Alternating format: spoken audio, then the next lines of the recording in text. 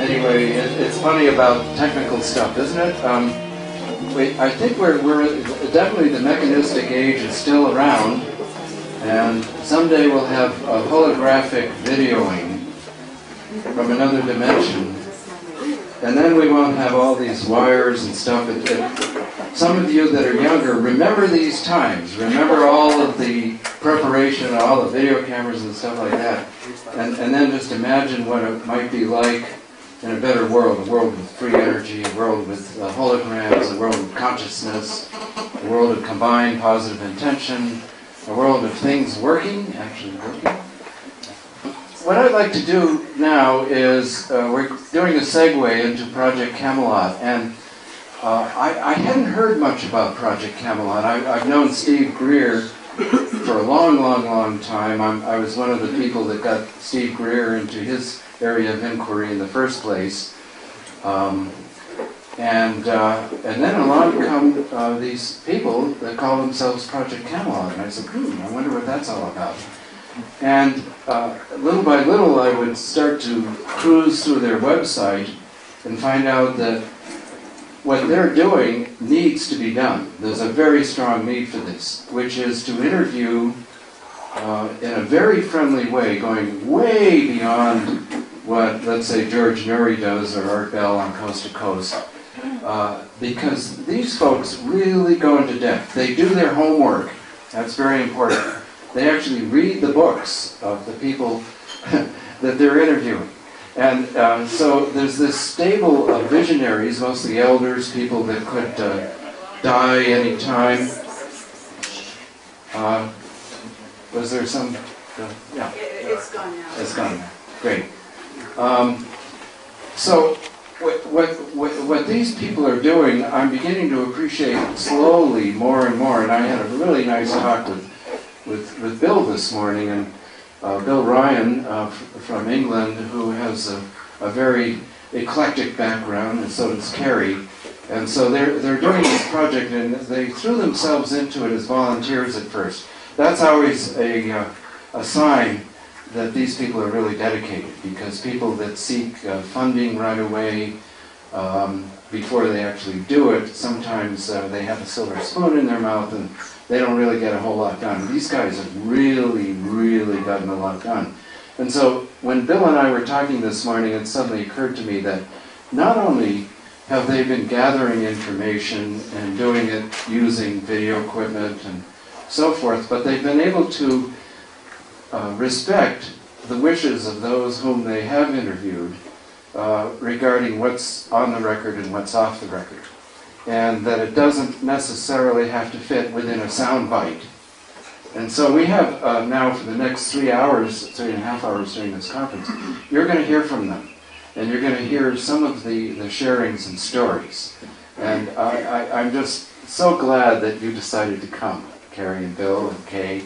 And you're on. Bill, Ryan, Carrie Cassidy, Project Camelot.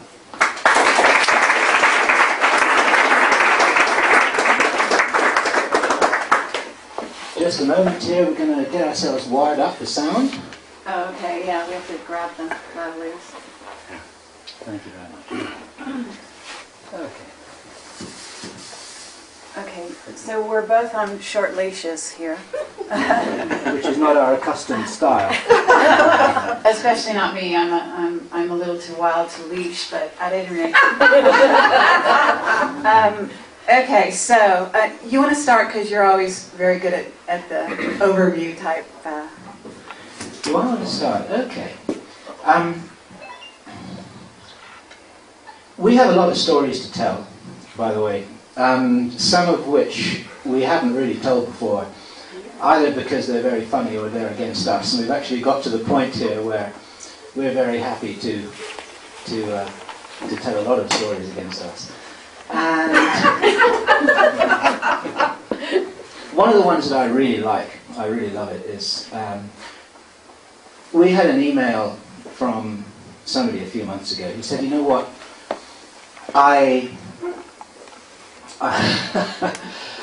I was sure that you guys must have been a CIA operation. You must have been sponsored by those guys. But then I realised actually that the videos were so amateurish that you couldn't possibly. Okay, but I take offense at that. That's his story.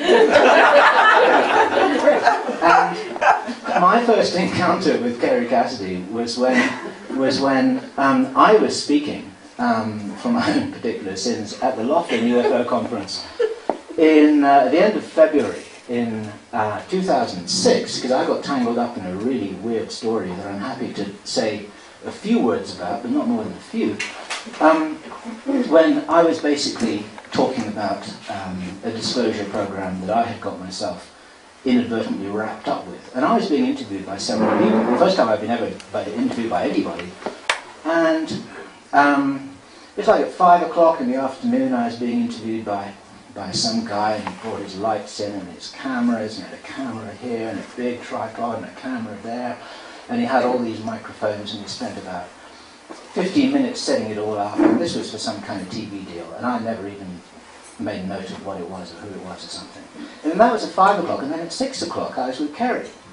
And Kerry came in with this tiny little camera, put it on this tiny little tripod, and I thought, where's the rest of this stuff? And then Kerry started talking to me. And that was it. And what I want to say about that is that this is the spirit in which Camelot started. It started in the way that we would both encourage anybody else to start anything, which is that you pick up whatever it is you happen to have, even if it's just your own courage in your hands and nothing else, and start. And what's really important is the vision that you hold. And I want to acknowledge Kerry here, because really, in as much as anything has a bit of a lineage, and you can go back and back and back, and where did it really start? But Kerry started the vision that was Camelot because of her own history with Hollywood, way back prior to October 2005, when she got frustrated with the whole business and said, you know what, I'm just going to do my own thing. Thank you. Well, actually, so let's back up, because as much as I like to take credit for things, I have to say that Camelot started with Camelot, the real Camelot, in the early days.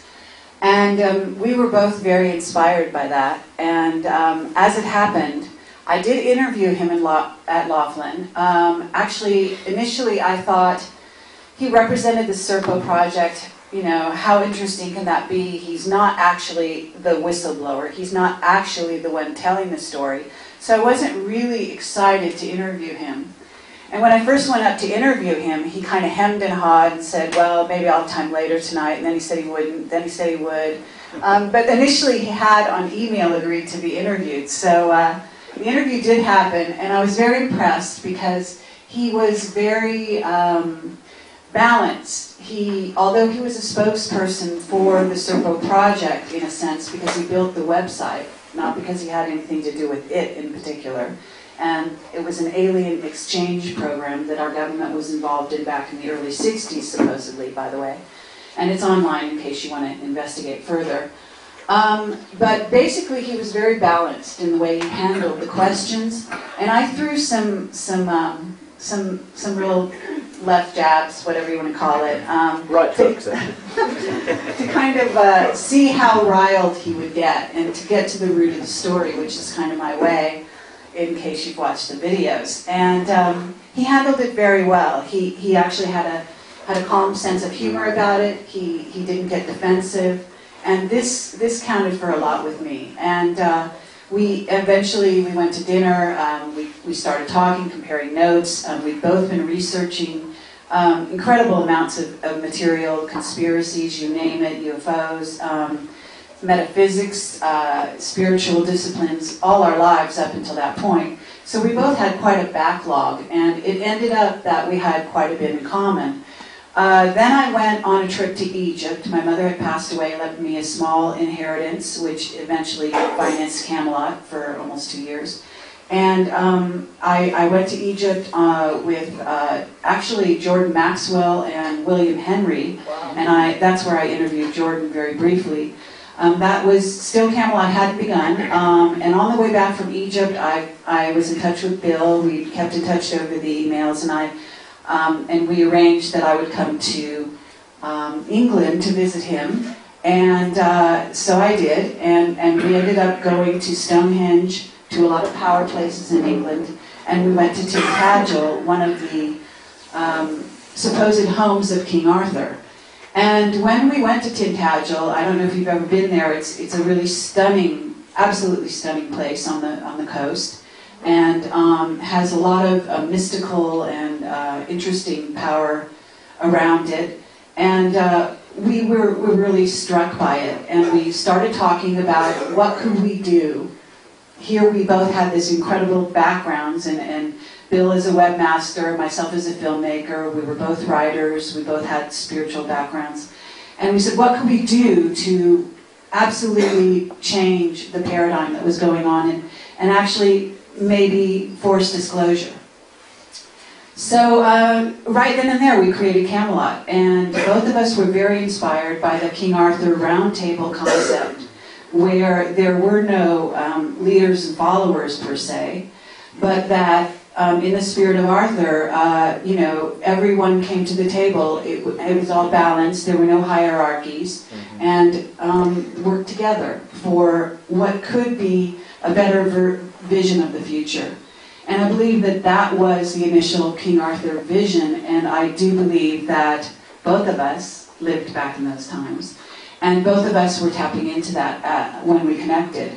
And that hasn't changed. So it's very remarkable that Mayor has these lovely Arthur-like visions and the sword and all of that going on. And it was also a synchronicity, that John F. Kennedy and, sort of a vision of a better future that was at least implied, if not carried out, when he was president, was also sort of an echo, if you will, out there. And we decided to call it Project Camelot because project being sort of the forerunning name that most deep black projects contain.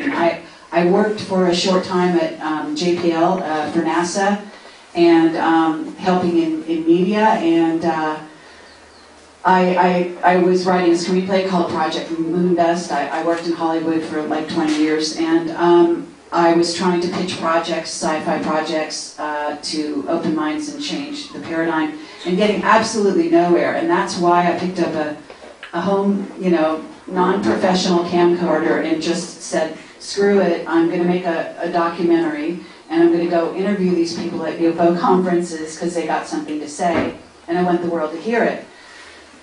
So that whole thing just took off, and then we also, by synchronicity, Bill was in touch with Mr. X. Yeah. Just to say a little bit about that envisioning and sort of initial actualization, the planting of the seed that is Camelot, when we were at Tintagel in Cornwall. Some of you may have had the same experience. It was one of those things, it didn't take hours and hours of agonizing strategic planning. The whole thing was completely visualized and agreed with a spontaneous, obvious synergy between us, and probably about 2 minutes for that. We just spelled out between us the vision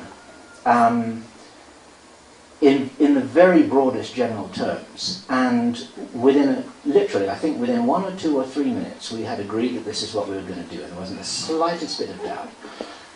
If we had stopped to think about it, then we would have thought all about the yes buts and hang on a minute and how are we going to finance this, and suppose they try and kill us and all this kind of stuff.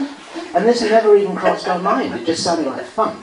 And actually that spirit of fun and what the heck, let's do it, has actually been what's behind this whole thing in the last 2.5 years.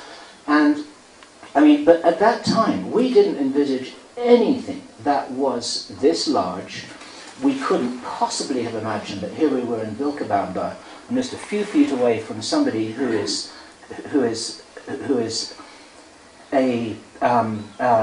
widely respected throughout the world as a visionary and a physicist and an astronaut, and in a different timeline might have ended up as being the first person officially to have set foot on Mars, and so on and so forth. And I mean, it's become so big.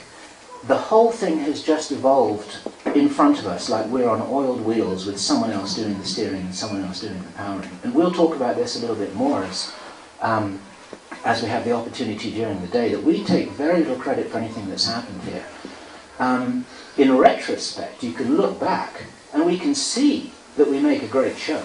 You know, I mean, it's like we've got the Mulder and Scully, we've got the two different personality types, we've got the man and the woman, the American and the Brit, we've got the skeptic and the, well, the slightly more skeptic and the slightly more esoteric.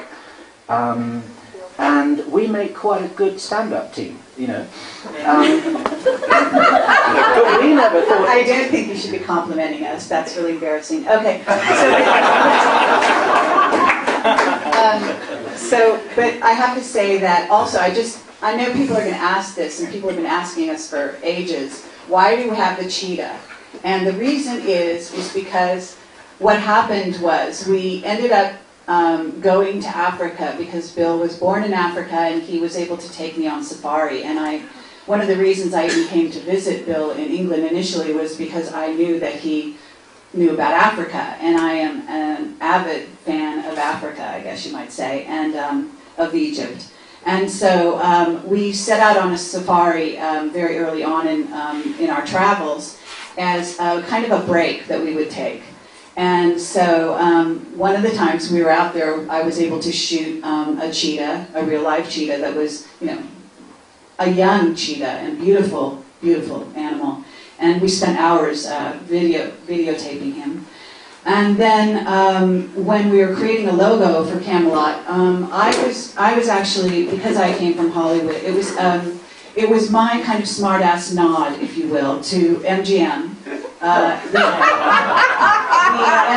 MGM lion, which is very, very famous, I think, as a symbol of Hollywood, and, you know, at the beginning of motion pictures. And of course, I always wanted to make movies, so I thought putting that as our logo at the beginning of our videos was kind of a statement. Also the concentration on the eye, if you've seen our logo. I don't have my t-shirt on, but our logo. And the eye being that we're watching you, just as you're watching us, kind of a nod to the government in that respect. So that's why we have the cheetah logo. And cheetahs are faster, and the internet was our medium, and therefore we're lighter, faster than the MGM logo. You are. Great. Okay. All right. So when we actually started Camelot, we actually had something to do. It wasn't just a blank sheet of paper. Brian just now has mentioned the Disclosure Project, and we do not know Stephen Greer. We've never met him. We've never corresponded with him. We've never run across him in any of the conferences or on any of our travels. We would love to do that. We don't know how he regards us. We don't even know if he knows about us. But like many of you, probably, I personally was inspired by the 2001 Washington press conference. I think it was in May 2001. When Stephen Greer did a very impressive presentation in front of a lot of invited mainstream media and presenting over a period of several hours quite a number of people, some of whom have later become our own Camelot witnesses. And I remember this vividly because I was driving in Scotland at the time, very late at night, at about 2 o'clock in the morning, and this thing was being reported live on the radio, and I was so fascinated by what was happening, I could barely believe it. I stopped the car and I listened to it at the time. Sorry. Actually, this is so typical. We're having some anomalous sound effects in the background, and they've cut out now, so maybe you need to hold the mic a certain way, but maybe hold it up there. Okay, thank you. Thanks. And as many of you probably have done, I found myself asking, well, what happened to the Disclosure Project? What happened to the videos that they promised to release? Right. What happened as an outcome of what seemed to be such a huge promise that was made publicly back in 2001? Now, I don't intend to even try and answer that question, and there's absolutely no implied criticism. But to use the jargon of one of my careers prior to Camelot, which is actually working in business and consultancy, there seems to be a gap in the market. Now I would actually say, as one of my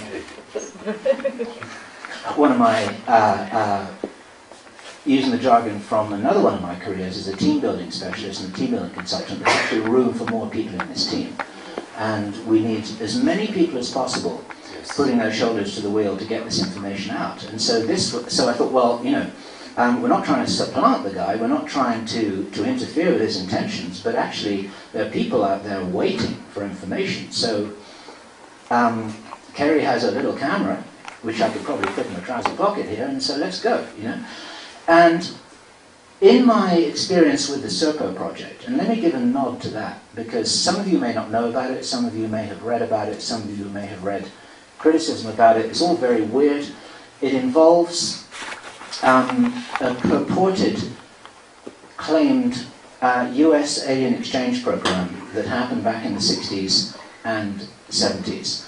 I became tangled up in this because, just like you guys here, I was in the metaphorical audience when attached to a newsletter, an email newsgroup, where this material about this US alien exchange program was being released from an anonymous source.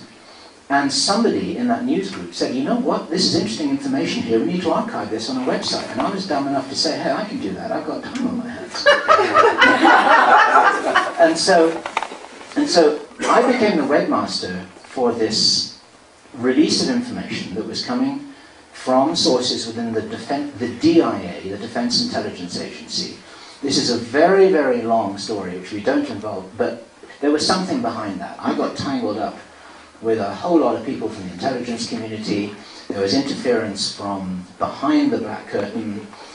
We ended up having an encounter with one of the retired reserve astronauts who didn't go on the program. We've got a fascinating story about that.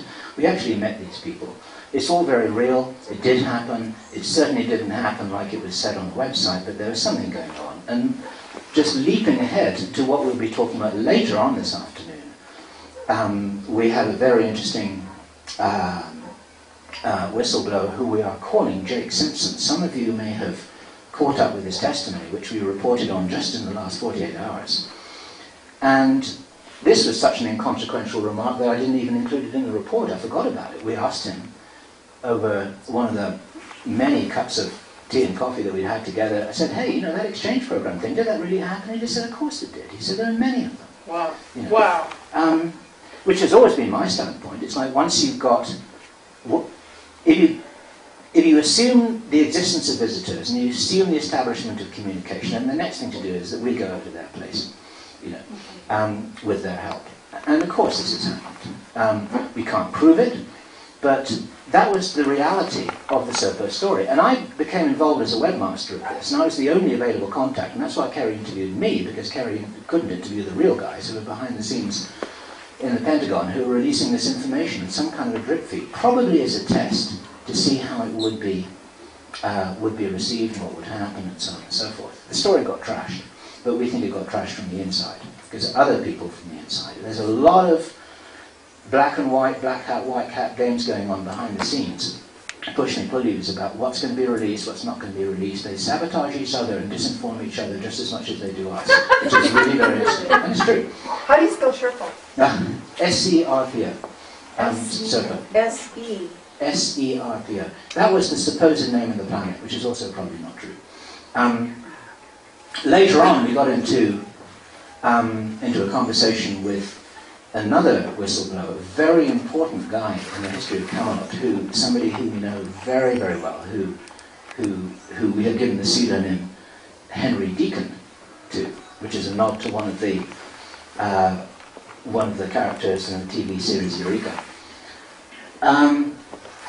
Henry, one of the very, very first things that Henry said to us as a criticism of the SERPO project, where apparently a bunch of 12 American astronauts took 9 months to visit a planet on Zeta Reticuli 2, Henry just said, it wouldn't have taken 9 months.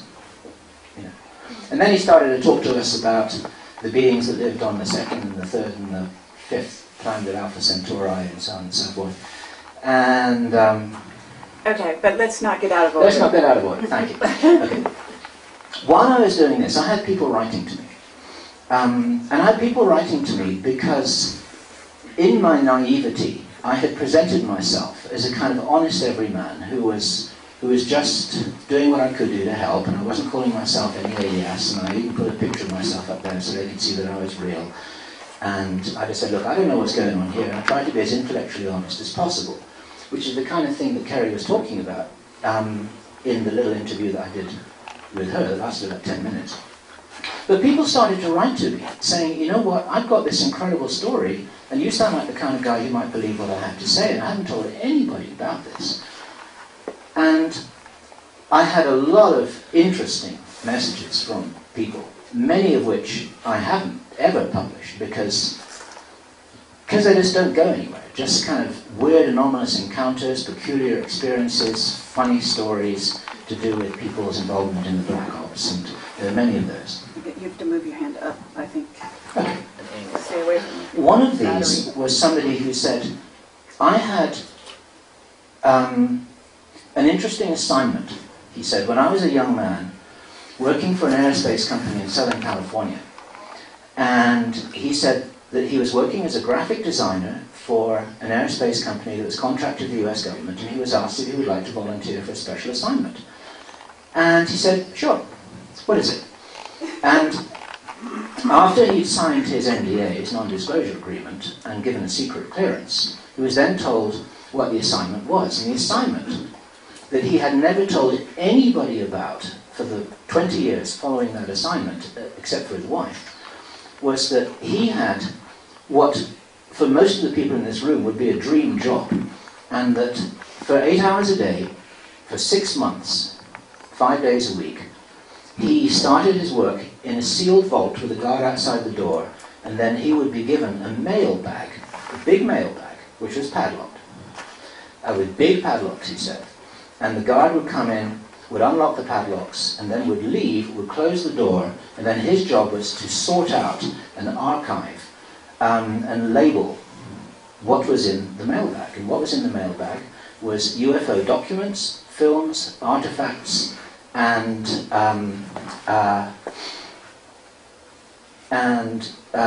videos. Between 1947 and the early 1980s when he did this. And that was his job for 6 months. And he just said, he just felt like this was, you know, he was just like a kid in a candy store. He couldn't believe that he was being asked to do this job, and that's what he did. And he had so much stuff passed through his hands, he never told anybody at all. A lot of the stuff was sealed, but he read everything he could. And he wrote to me and said, this is my experience. And so, and I checked him out, and I slowly drew information out of him, very, very gradually, because I can kind of, we can kind of tell now somebody who's a real whistleblower. A real whistleblower isn't somebody who says, hey, I've got this incredible story to tell, and let me tell you all about it. A real whistleblower is somebody who writes to you with 2 lines of enigmatic information to see whether you're smart enough to figure out who they are. You know, that's actually how they work. You know. And we have missed 1 or 2 of those. You know. And we know we've missed them because they wrote to us again and we didn't even notice the first email. You know, because you get a little one-liner saying, hey, I'd like to talk to you guys, I've got something interesting to tell you. You know. And it's like, okay, what does that mean? Now we pay attention to mails like that. Okay.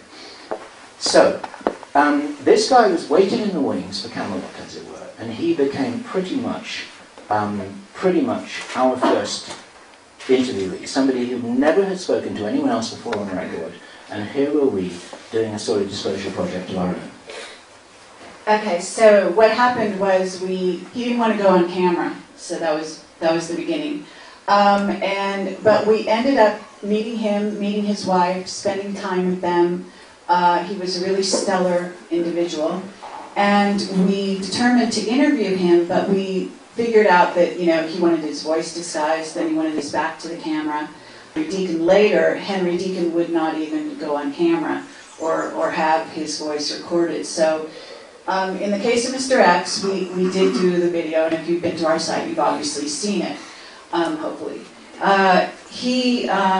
It was pretty much our first video together, although prior to that I had interviewed, because I was not only interviewing Bill, I was interviewing Rich Dolan, Stephen Bassett, Jim Mars, Bill Hamilton. And Bill Hamilton, as part of my UFO documentary that I was putting together. And Bill Hamilton is a witness who is absolutely fascinating. He's one of the early, we did put him on our Camelot interviews, and he's got numerous stories to tell, and if you're familiar with the field, you know that he's a very well-respected researcher who goes back a long way. And I would encourage you, if you haven't seen his interview, that you really ought to. He's got some stories about calling in UFO craft before Stephen Bassett, before Stephen Greer ever thought of it. And also encounters with, I guess you might say, men in black who came to visit him and so on. And he's met some of the most amazing characters and researchers in the UFO field way back, going way back. But what happened to Mr. X? Mr. X, unfortunately, very recently, has died. He died unexpectedly. We don't know the cause. We were called by his wife. She was in a state. By the way, one of the things that Mr. X did was he did a recent audio interview. He was beginning to get braver, and we were just speaking at the Crash Retrieval Conference in Vegas about a month ago, and for that conference he did a short audio interview with me, or both of us, but it's my voice you hear on the audio, He was using his own voice. He was coming out slowly but surely a little bit more. He kept his wife and his family separate from this. She is a lovely person. She's quite aware spiritually, and yet he felt great resistance from her. She has a lot of fear, and so he never quite involved her in sort of some of the things he was doing online, sharing stories with people, becoming braver as time went on. At any rate, he died of a sudden heart attack. All of a sudden, in the middle of the night, it was around Christmas, right before Christmas, I think, he was supposed to go shopping. He developed a headache. He then took a couple aspirin. He went shopping anyway. At 3 o'clock in the morning, he woke up. He felt very unwell. She took him to the hospital. By 12:45 the following day, he had passed on. We don't know if it was a targeted hit. We have not wanted to upset his wife by probing overtly into the matter. However, we do have some suspicions in this regard, as the powers that be are very good at this sort of thing. Unbeknownst to most people, he was thinking of going on coast. No one knows this except us and a few maybe close friends. Obviously, we don't know if this had an effect. We don't know if his intention riled somebody. From our perspective and from his, we felt that the fact that he'd been involved in an aerospace company over 20 years ago, looking at documents, it was really small potatoes, that he would not be a target, that it was old stuff, and that who could back it up because he had no evidence to present. So we always felt that he was sort of under the wire as far as being a target. Obviously, we live on. He's around. He's going to communicate, I'm sure, with us as a group, because we all kind of incarnate as groups, as many of you may know. So, you know, each of us has a mission, and he certainly fulfilled his. He was a wonderful, loving soul, and we want to pay tribute to him here at this conference by stating just that. So that's it. Now, one thing I want to say here is for anyone who's not been to our website, I'm assuming most people have, but you just never know. Our mission is that we wanted to connect with truth tellers and whistleblowers and researchers in the field of, you know, just across the board. Anything to do with the old paradigm and converting into the new paradigm that would have to do with things like free energy. I mean, almost nothing is off base for us. You know, we'll go into the health field. Went up higher. Your hand up off the battery. Okay. With health professionals, with you know, UFO researchers, with conspiracies, with government. We've interviewed people who have worked in black projects, obviously, and we are also interviewing people that are channeling. Certainly George is channeling. Channeling is a big aspect of the witnesses that we've interviewed. It's something that hasn't been talked about much, but it's something we're going into more in the future. It's an important aspect. There's remote viewing. So we really cover a huge gamut. Yeah, we've been called the 7-Eleven of the internet conspiracy movement, in the sense that we have become a one-stop shop where you can actually go and you can find out everything you need to find out or want to find out without actually having to go anywhere else. And just as a moment of levity, this might even apply to some of you here. We've had emails blaming us for a number of lost weekends that people have experienced when they got drawn so deeply into our stuff that they couldn't get out of it. And it's become huge. It's we've got 150 hours of videos there, approximately. Everything is being transcribed. Some of it is being put into other languages. We've got audio versions. We've done reports of our own, and there's a whole bunch of stuff that we haven't even talked about yet. And so it's really grown arms and legs. But we do get people writing to us. And please forgive this apparent self-promotion, but it is really for the benefit of anyone here who is now coming up to speed with what it is that we're talking about here. That we think, and we have been told, that we do have paradigm-changing information on our site. As I was saying earlier, this was never something that we deliberately set out to do, but it seems to have come that way, exactly for the reasons that Kerry just stated, that we are reporting information from so many different sources that, paradoxically and really interestingly, only the Black Ops guys would really connect all this together. In other words, what has got consciousness to do with energy, to do with multidimensional travel, to do with ET contact, to do with possible health benefits that have been withheld from us. All of this stuff is connected, and the powers that be know this. The real thing that stitches everything we've done together is that what we're trying to do is we're trying to set you free, as it were, with the truth that has been withheld from you. And the reason why this truth has been withheld from you is that there are people there who do not want you to be free. That's the other side of the coin. And so we're trying to reverse this, and I really love Brian's bumper sticker reference yesterday morning when he said the truth will set you free, but first of all it'll piss you off. I'd actually make an even bigger bumper sticker than that and say first of all it'll freak you out, and then it'll piss you off, and then it'll set you free. And I'm going to put that on the site with Brian's kind permission, because that is so beautiful, it's so true, and we get communications all the time from people who tell us basically what stage in this evolution, in this progression that they're in, whether they're freaked out, whether they're pissed off, or whether they're feeling liberated by it. You know. And we hear from people who say, you know what, I was freaked out last week, but now I've read a lot more of your stuff, and now I'm cool. So what can I do about it? And this is, of course, the next thing that we're going to talk about, we're going to go on to talk about later on this afternoon, is what can we do? And this was brought out very well, I think, in the dialogue that we had yesterday with George Green. It's like, okay, now I'm freaked out. You know, what do I do now about it? You know, is it all about saving myself? What is it, you know, what do we do now? What do we do with this information?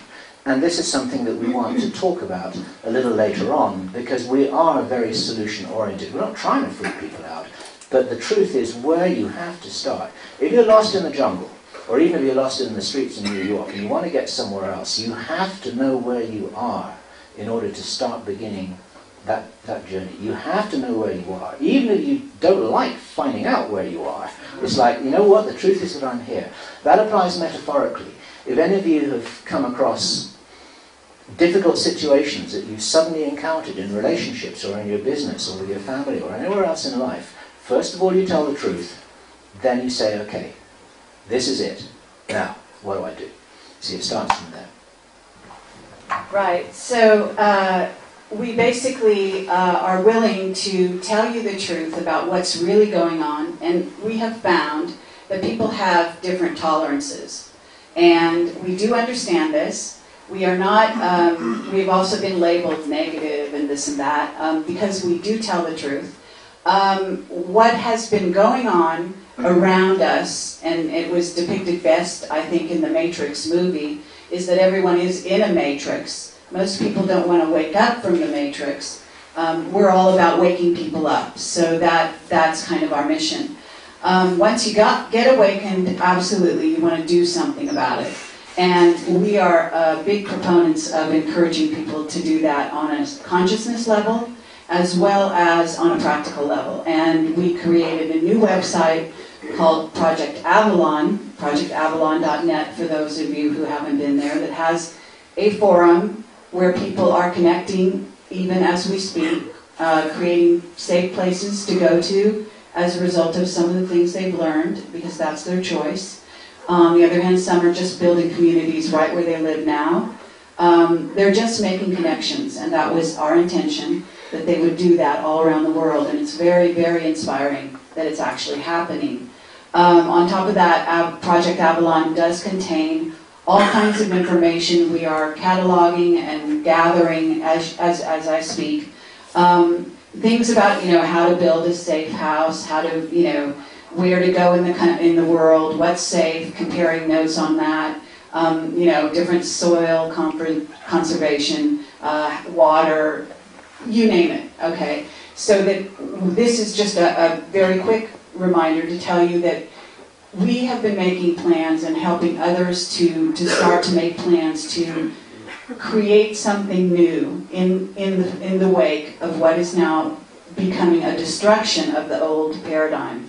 And therefore, you know, we want to encourage you and let you know that everything that happens here at this conference, any skill sets, any information that you want to share, you can take it to our forum number 1 and also submit it just as research material if you're experts in certain areas. We're going to make all of that available there, and we can certainly set up a section on Vilcabamba in particular if that's what would be wanted. So from here, we can actually dig deeper into our witnesses, but I want to find out where we are in time. What time is it? We're 11:45. And Oh so, yeah, you 15 have minutes? about 15-20 minutes, yeah. How are we on the camera? okay. So, How much tape we got? You got 20 minutes. okay, so let's do the we're going to do now an overview of what we call the big picture. And this is the other thing that we want to say is that each witness has a piece of the puzzle. And we, unlike some people that do interviews, and there are other sites out there, we're not just gathering, you know, random interviews about this, you know, subject matter, you know, and piling them all into a big bundle. We actually are on, if you will, a trail on a mystery. And we are collecting specific testimony that leads to a certain place. And that's with an intention, to reveal the entire big picture in one place. And this is actually where the power resides, is not in knowing just a piece of the puzzle, but knowing the whole big picture. And I have to say that the journey isn't over, that we feel that we've covered a great deal of the big picture. Some of it may be very superficially. The deeper we could go, the happier we'd be. But we have been stopped at different intervals, and we're going to talk about that. And we've also had our own anomalous occurrences. I won't call them overt threats. That hasn't happened. you know, exactly. But we will describe that as well. And we're going to have a huge question and answer section as well for all of this. And I do want to say that one of our witnesses is here, besides George Green, who was here yesterday, that we've interviewed. And her name is, as all of you will know, is Miriam Delicato. And we're very, very pleased that she was able to come. And we want to do special thanks, why not now, to Kay Shepard and Perry Shepard for making this possible. Kay is a real mover and shaker, and if it wasn't for Kay, we would not be here today because we have actually run out of funds for financing Camelot, which is all self-financed up to now, except for some donations for the past year. So it's because of Kay that we're here, and we want to give her a great nod of thanks.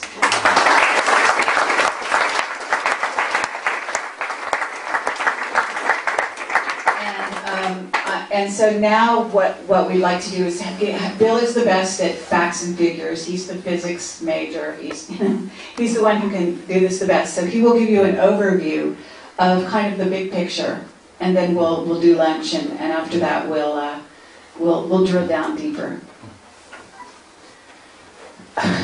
Yeah, I'm the math and the physics guy, and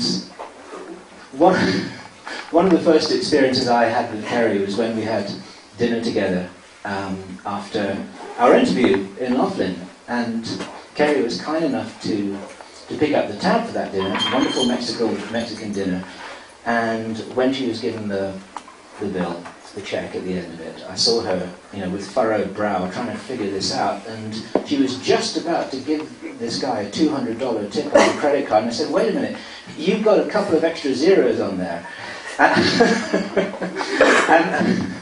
And since then, we've had a running joke about it. Kerry doesn't do zeros. It's like, is Quito 100 miles, 1,000 miles? You don't know, but that's okay because I can handle that. There's a very funny story as well in Nairobi, Kenya, where we were when we went off just before we were filming the cheetah. And we needed a cup of coffee. Do you mind if I tell this story? No, that's fine. We needed a cup of coffee. And this was the afternoon before we were about to go to Nairobi airport to get the plane. And I said, hey, listen, we need to go, we need this and we need that. And we probably need, maybe, 3,000 Kenyan shillings or something. And Kerry came back to the car in a state of deep distress with 300,000 Kenyan shillings. You see that she got from this ATM. From this ATM. This ATM was like, what's this zero? Anyway. Well, actually, I have to say that the money started pouring out, and because I thought I'd basically cleaned out the bank because it just kept coming, and I was just like, I couldn't believe it. I couldn't believe it either. But it didn't matter because a Kenyan shilling, as you probably gathered, isn't very valuable. And we were able to change it back and all this kind of stuff. But since then, I'm the guy who handles the zeros, meaning that I'm the guy who takes care of the numbers and the math and the physics. And I think Brian, this will probably make Brian laugh. That's true of us too. I'm not surprised, and it's great. And it's part of the dynamic that makes a great team, actually. Because when Kerry's got her head way up there in places where I can't even see, I've got my feet fairly close to the ground, right. And we're kind of connected by some kind of a cord most of the time, and that helps to keep things in balance. And so, having said that, now I want to tell you some pretty weird information, because things started to come at us pretty thick and fast. Very soon after Kerry's interview with Bill Hamilton, which she was talking about just now, which is back in 2006. And Bill Hamilton, as some of you may know, is one of the people who was responsible for, to his great credit, for publicizing the story of Dan Burish. Wow. And way back in 2002, when, like you guys, I was busy collecting privately and quietly all the information I possibly could about everything that I could. And, before that I'd read Timothy Good's Above Top Secret, and before that I was reading 1988 and thinking, wow, supposing all this is true. And before that, I'd had my own ET experiences, just as probably many of you have. But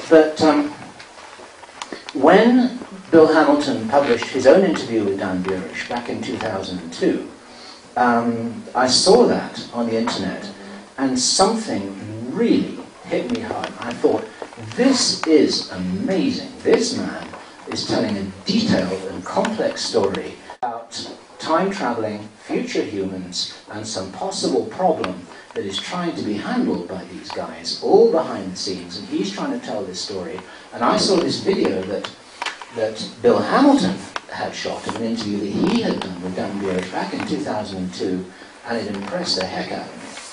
And I just found myself thinking, well, first of all, what I did was I emailed everyone I knew saying, you know what, you need to see this, because there's something really special going on here. And I couldn't get it out of my mind.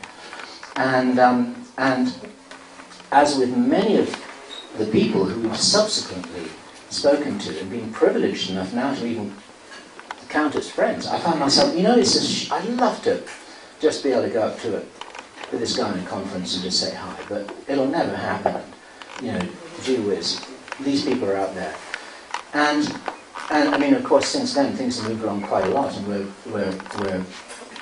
proud to consider Dan one of our personal friends, and we can talk to you a lot about some of the things that he has shared with us. When we interviewed him, I mean, the first thing that happened was we immediately both realized that this guy, who's been disparaged all over the internet, we found him to be kind, brilliant, sensitive, witty,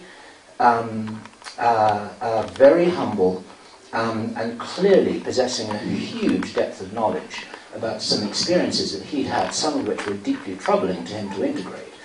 And we got this very, very quickly. And this guy is absolutely rock solid in his testimony. And we were very, very privileged at a very early stage to be able to release a 3-part video with Dan Burisch that we did. And I think it was August. Was it August 2006? Somewhere back there. And his story, for those of you who don't know it, and we can go into this in a little bit more detail later, because it's one of the threads, one of the main threads in the whole tapestry that we later came to call the big picture, which is like, what is this all about? What is it that makes this time special? What is it that's going on? What is the ET connection? Why is it that all of this is so complicated and so secret? And those of you who were here yesterday would have remembered my contribution when we were sitting talking, the four of us, at the end of the day, talking about what Bill Burns had said about his own conversation with Admiral George Hoover from the Office of Naval Intelligence before George Hoover died.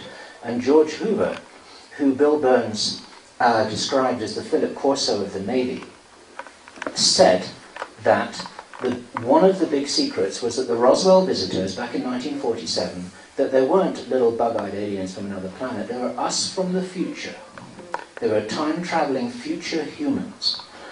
And that this is really the start of the complex web of problems, entangled problems, that the American government and other governments have been grappling with ever since, and have chosen, for whatever reasons, not to tell us about, because they didn't think that we could handle the truth.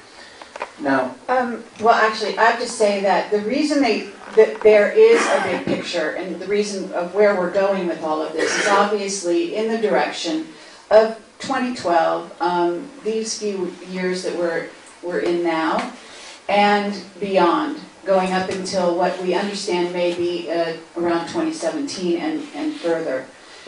So we're actually aware at this point that the big picture points somewhere, and that these aliens that were coming here had a mission, and they were here because they wanted to prevent a catastrophe that had happened in the past, and that resulted in what according to Dan Burisch, was the splitting of the human race into various factions that then took off, some of which went underground, some took off for other planets, and maybe you can carry it on from there.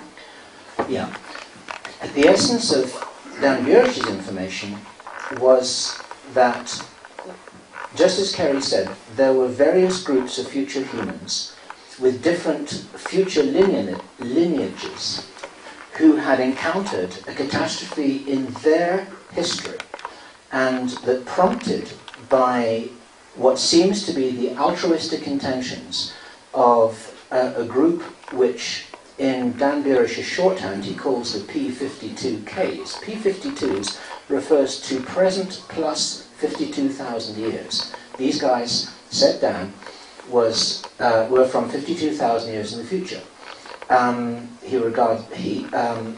Some of them, one of the groups, the group that was responsible for initiating the retrospective time-traveling intervention attempt, were human-looking, were very spiritual, were very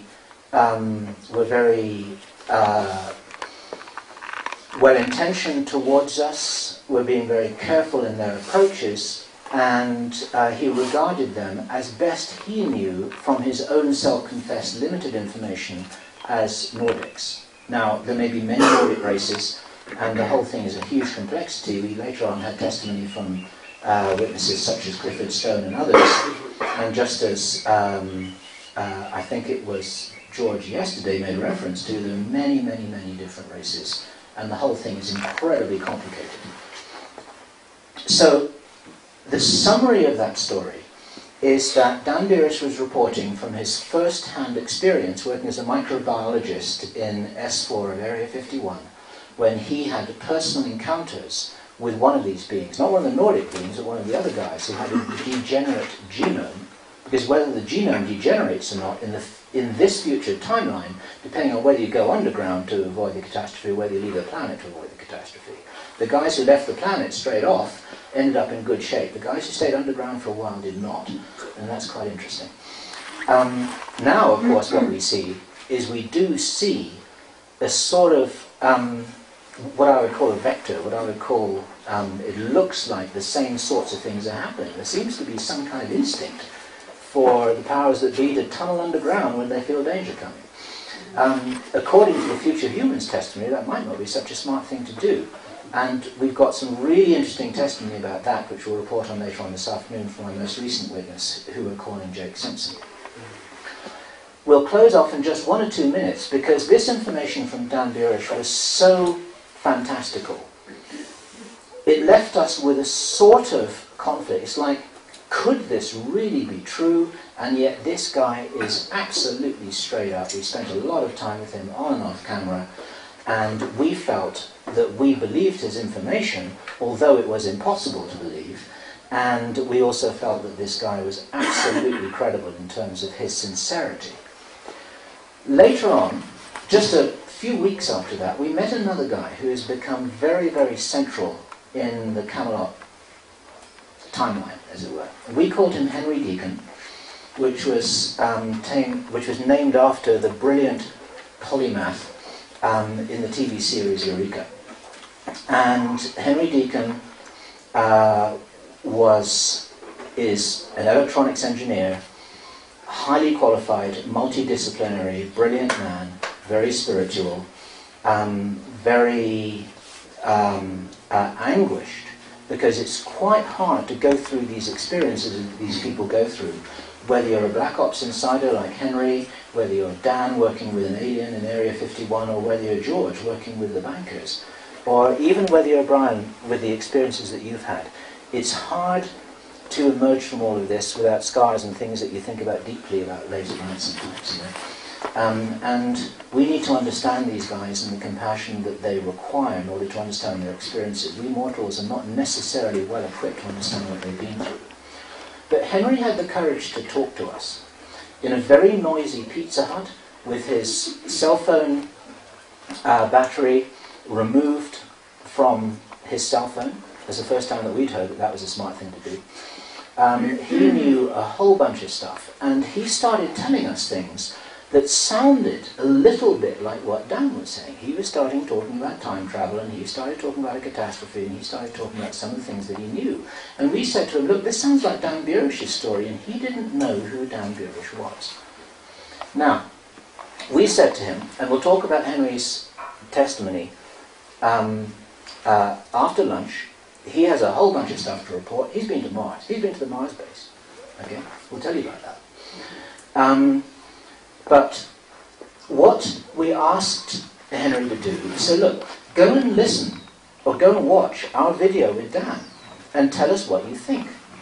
And he got back to us 3 weeks later, saying, Dan Burish is telling the whole truth, timelines and all. Okay? And that was a really important independent corroboration for us, that there's something very real, very important, and that this is one of the biggest secrets, that there's a complexity of possible future timelines which the powers that be are trying to get information about, are trying to manipulate.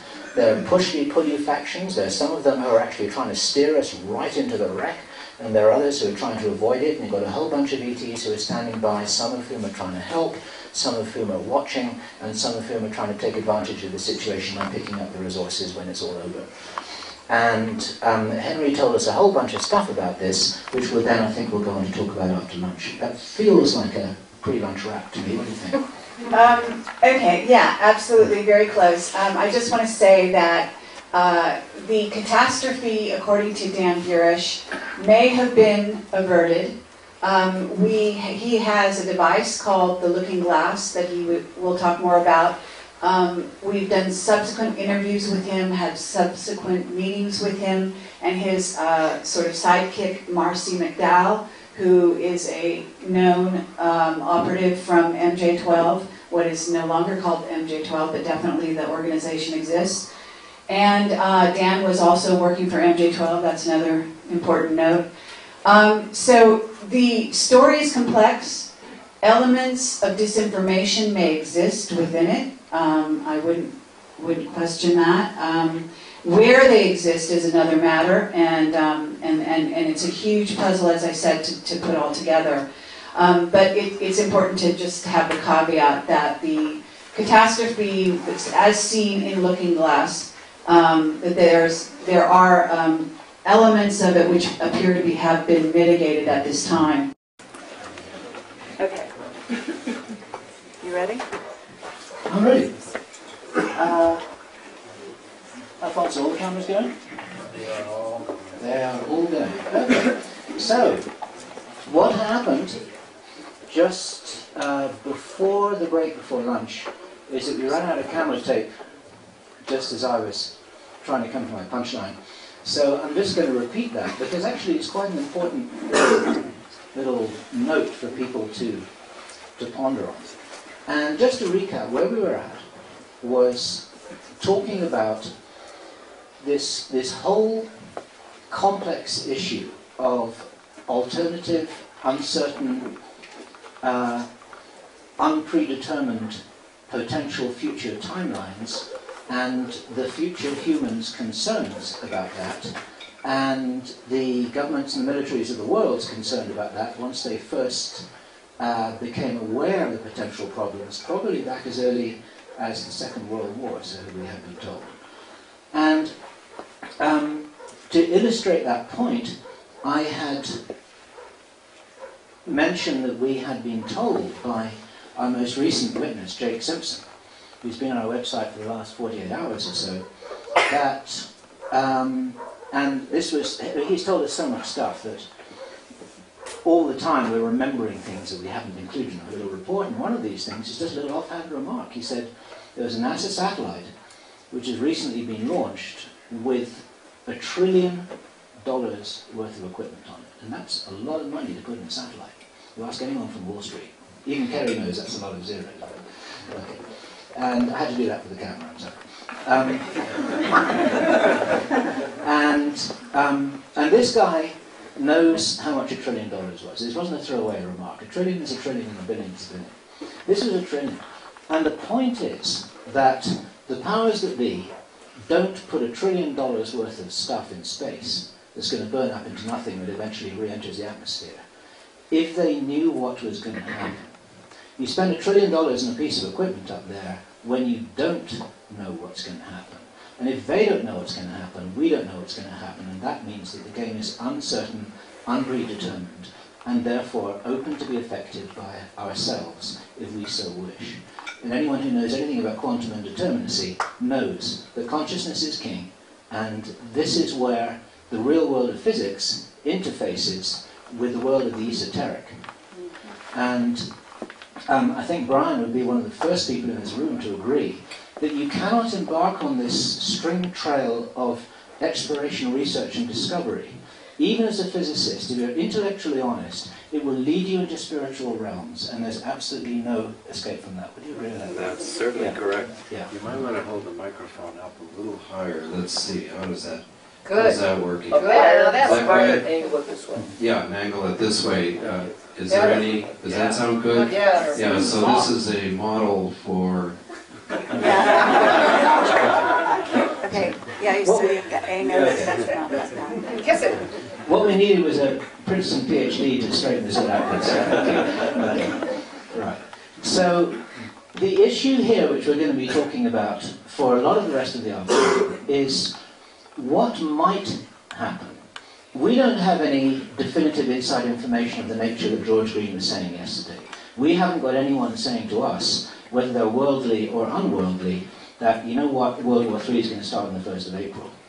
I don't know anything that says that World War III isn't going to start on the 1st of April, but we're going to be discussing in an open sort of way that things do seem to be changing, that the future does not seem to be known, and that the push me, pull you sort of tug of war between the different influences, both planetary and off-planet, is one of the things that is making this game uncertain, interesting, and influential at the moment. So what we want to do is continue on drilling down with our various witness testimony. And again, the strength here is not just that we have whistleblower testimony, as well as researcher, as well as even channeled information, but that we're putting it all together in one place and adding it up. So, 2 + 2 = 4 or 5, whatever. So that's where the strength is in Camelot, and that's what we're doing here for you today. So under that heading, what I want to tell you about is that over a year ago, we sat down with Dan and Merci in Las Vegas on a private meeting, along with, by the way, I'm not going to name him, but a television producer who wanted to bring our Project Camelot to the screen as a television show. And he has been working for the past year to do so. We originally had a deal with the History Channel. They then decided from some higher up, about a week later, the word came down that right when they were about to sign a deal with us for a 2-hour pilot show, basically, nixed the deal and said, no, we would be a threat to their show, UFO Hunters, as if they hadn't thought of that before they made the offer. So at any rate, nothing has happened in regard to that. But the interesting thing that went on between Dan and Merci and the television producer and us was that Dan had come back from an intensive time working again with Majestic, under whatever name you want to call them, and basically with Looking Glass, and that all bets were then off as of over a year ago. Their time travel technology that is telling the future, which is an alien, back-engineered device, was basically telling them the probabilities of things that were going to happen. We had a whole report as to what certain things would be happening and how it would roll out. And Dan was telling us these things. One of those things was that Hillary Clinton would be president, and that she would be killed in office. Now, as you know, that hasn't happened. That's not what the timeline actually how it played out a year later. There are several other things that we were told that were predicted in Looking Glass that have not transpired. So, and you can add to this. It was a very important meeting, and it's very important for you guys to know about it, because what is happening here is that you've got these scientists and, you know, Black Project, these people that are basically in the power position on the planet, using special technology to look into the future, and they're actually turning out wrong, okay? And that means that there's something else at work on the planet, and that we're all a part of it, that's rolling out in a different way.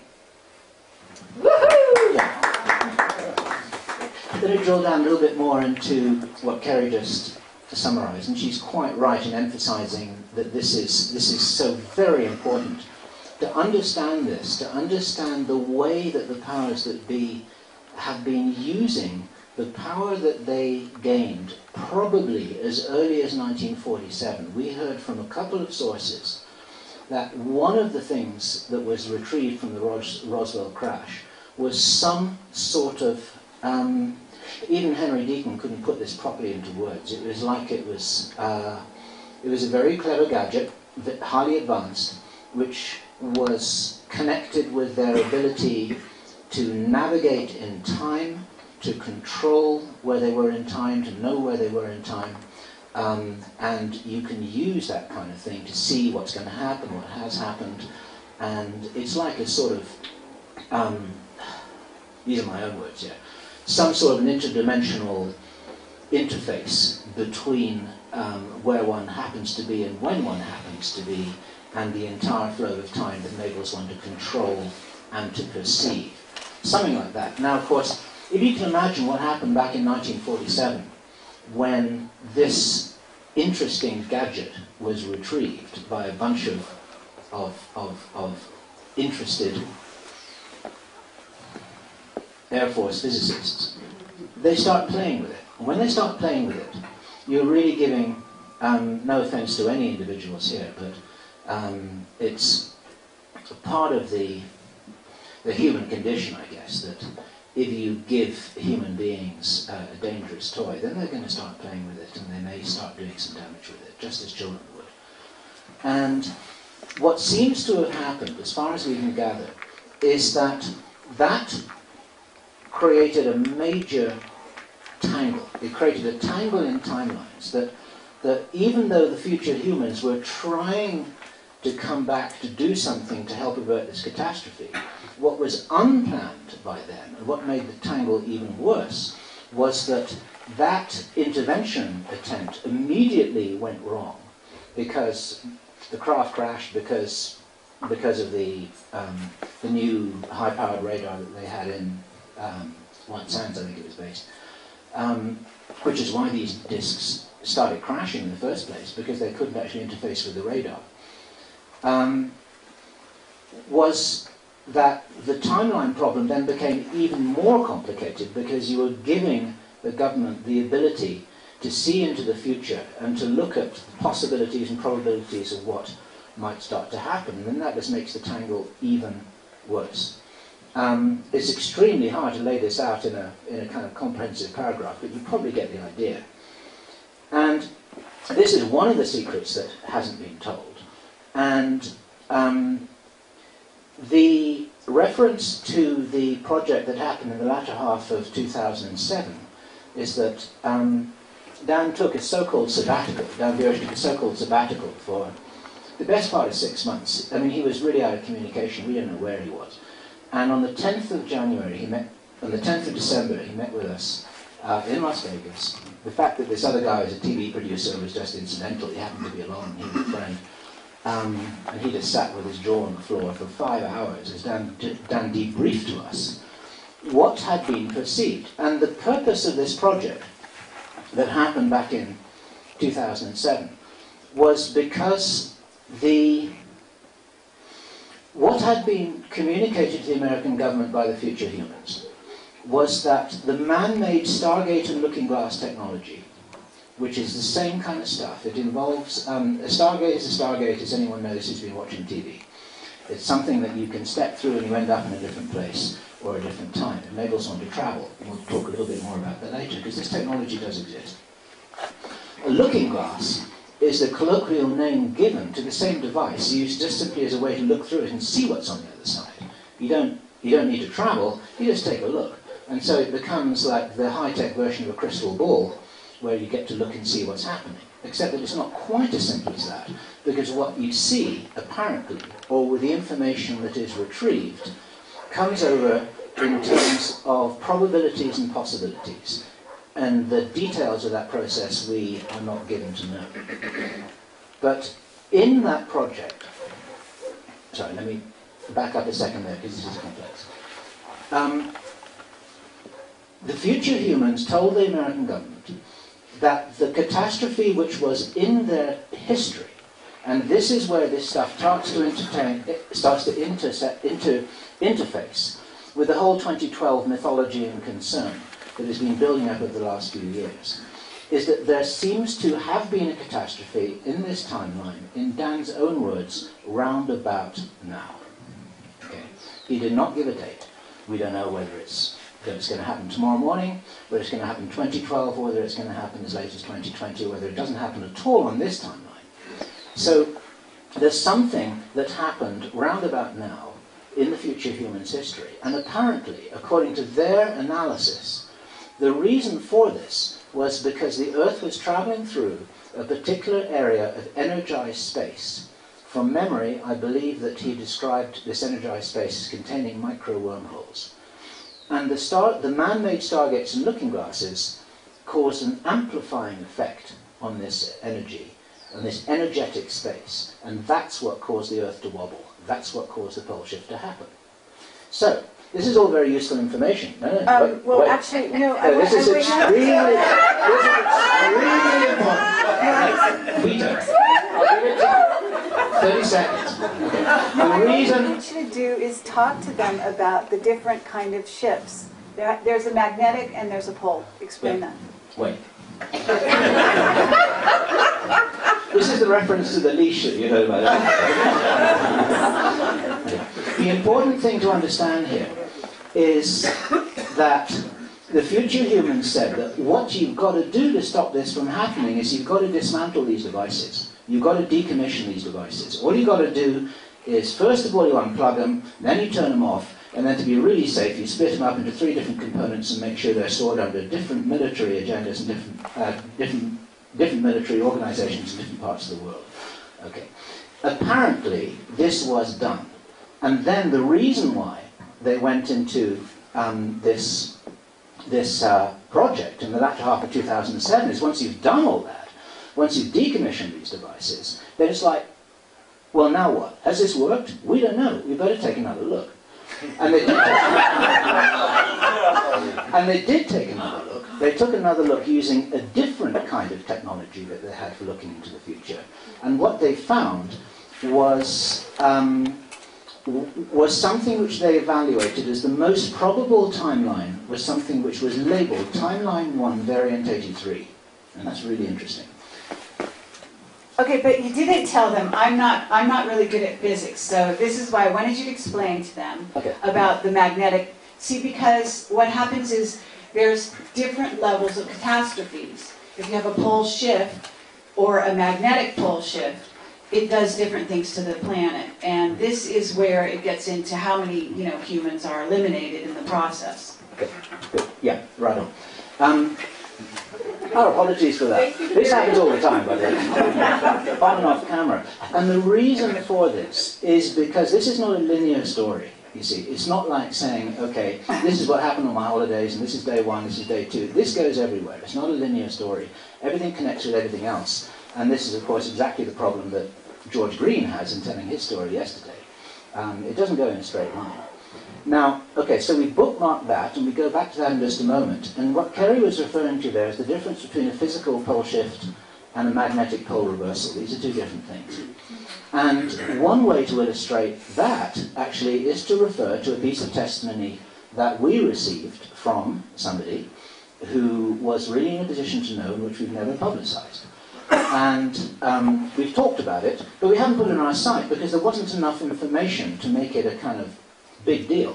But it's just another piece of the puzzle that fits with everything else. And this happened. Do you remember what I said just before lunch? I said that the most interesting emails we get are the ones that are just one line.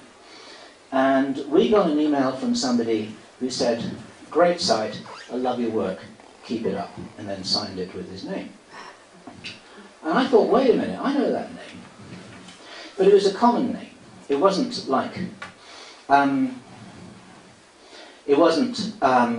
such a complicated name that you would figure out that that this could only be the one person. There are probably a number of people called Brian O'Leary, for example, out there. It's not that uncommon.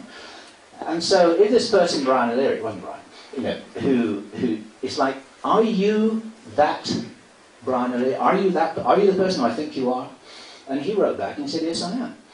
And anybody could have said that, but we checked out the email address and the IP address and all that kind of stuff, and this was the man. And this guy was somebody who is a brilliant scientist, whose name would be known to half of the people in this room, somebody who Brian probably knows, and we can tell him in private, and who we felt that we should never actually release his name, because that wasn't what he was trying to do. He was just trying to say, hey, I love your site. And he's on the internet, and I paid very close attention once I realized that this guy was writing to us, and I said to him, very much on impulse, you probably know something which might be of interest to us and our visitors to our website. Is there anything about what's going to happen in the next few years that you would like us to know? And he said, yes, he said, I'm limited about what I can say, but I don't like to be the bearer of bad news, but we're going to have a very tough time. And this is really quite significant, because he wasn't trying to feed us with disinformation. He was just somebody who said, hey, I like your site. We could easily not have picked up on this. I just happened to notice it, and I figured out that this was the man. And so I asked him. And he said, I hate to be the bearer of bad news. There are three things that are going to be happening in the next few years. He said, the first thing is there's going to be a corona mass ejection. And he referenced, and this is a little bit of homework for all you guys to do, he referenced the event of 1859. Go look it up, quite interesting. Huge solar storms all over the world. If there had been any kind of electromagnetic grid in 1859, it would have been wiped out. Okay, but it wasn't. They just had auroral displays as far north and south as the equator, spectacular sunsets for 2 or 3 days, and everyone said, wow, look at the colours in that sky, that's incredible. Okay, but it was a coronal mass ejection. So when the sun has a hissy fit and it kind of throws something at the Earth that interacts with the magnetosphere, ionized particles hitting the atmosphere, all kinds of stuff goes on up there. Nowadays, that would be really bad news if that happened. He did not say how he knew. And this is really interesting to the physicist amongst you, because you know that the sun randomly ejects all kinds of stuff in any random direction. It's a little bit like a cowboy shooting off a six-shooter, spinning wildly around in circles and kind of firing randomly all around him. If the Earth happens to be in the way, then that's bad news. But it probably wouldn't be in the way. He said this was going to happen. We don't know how he knew. Okay, that was event number one. He said this would start in 2009. Okay, here we are, January the 11th. Bariska's birthday, by the way. Forgot to mention that. That's an aside. Bariska. Let's go into that We'll do that later. Bariska Priyanovich, the indigo child. Okay. Then he said there would be a magnetic pole reversal. A magnetic pole reversal, which is already underway. But he stated this in such a way that it would be significant news and important for us to understand why. And later on, and this is just a footnote to that, Henry Deacon, our physicist, Black Ops insider source, helped us to understand that as far as he was aware, the shifting magnetic field in the Earth is something that affects consciousness. We are all electrical beings. We're souls in an electrical body that is dependent upon the neurological bioelectric activity of the brain and the body in order to function well. And if you've got something so profound as the Earth's magnetic field that starts doing weird things, then human beings are going to start doing weird things too, and so are dolphins, and so are whales, and so are all kinds of animals all over the world. And Henry said, have you noticed that in the last 10, 15 years, there's been an increase in conflict, more people are misunderstanding each other, there are more people who seem to be going crazy, there are more people who seem to be behaving in irrational, strange ways, not connecting with each other. He said this has all got to do with the changing of the Earth's magnetic field. And that suddenly, I did a big click with me personally. I thought, now I understand. Okay. But a magnetic pole reversal isn't going to necessarily going to spoil your whole day. It's happening already, as best I understand. Brian can probably help us understand this better when we talk to him tomorrow about all this. And then the third event, he said, was the big one. He said finally there will be a pole shift. A pole shift. A pole shift is a physical pole shift. A pole shift is when the Earth was like that, and then it goes boom, like that. It suddenly shifts. And any geologist will tell you that this has happened many times before. Most of you know what this is. It's a physical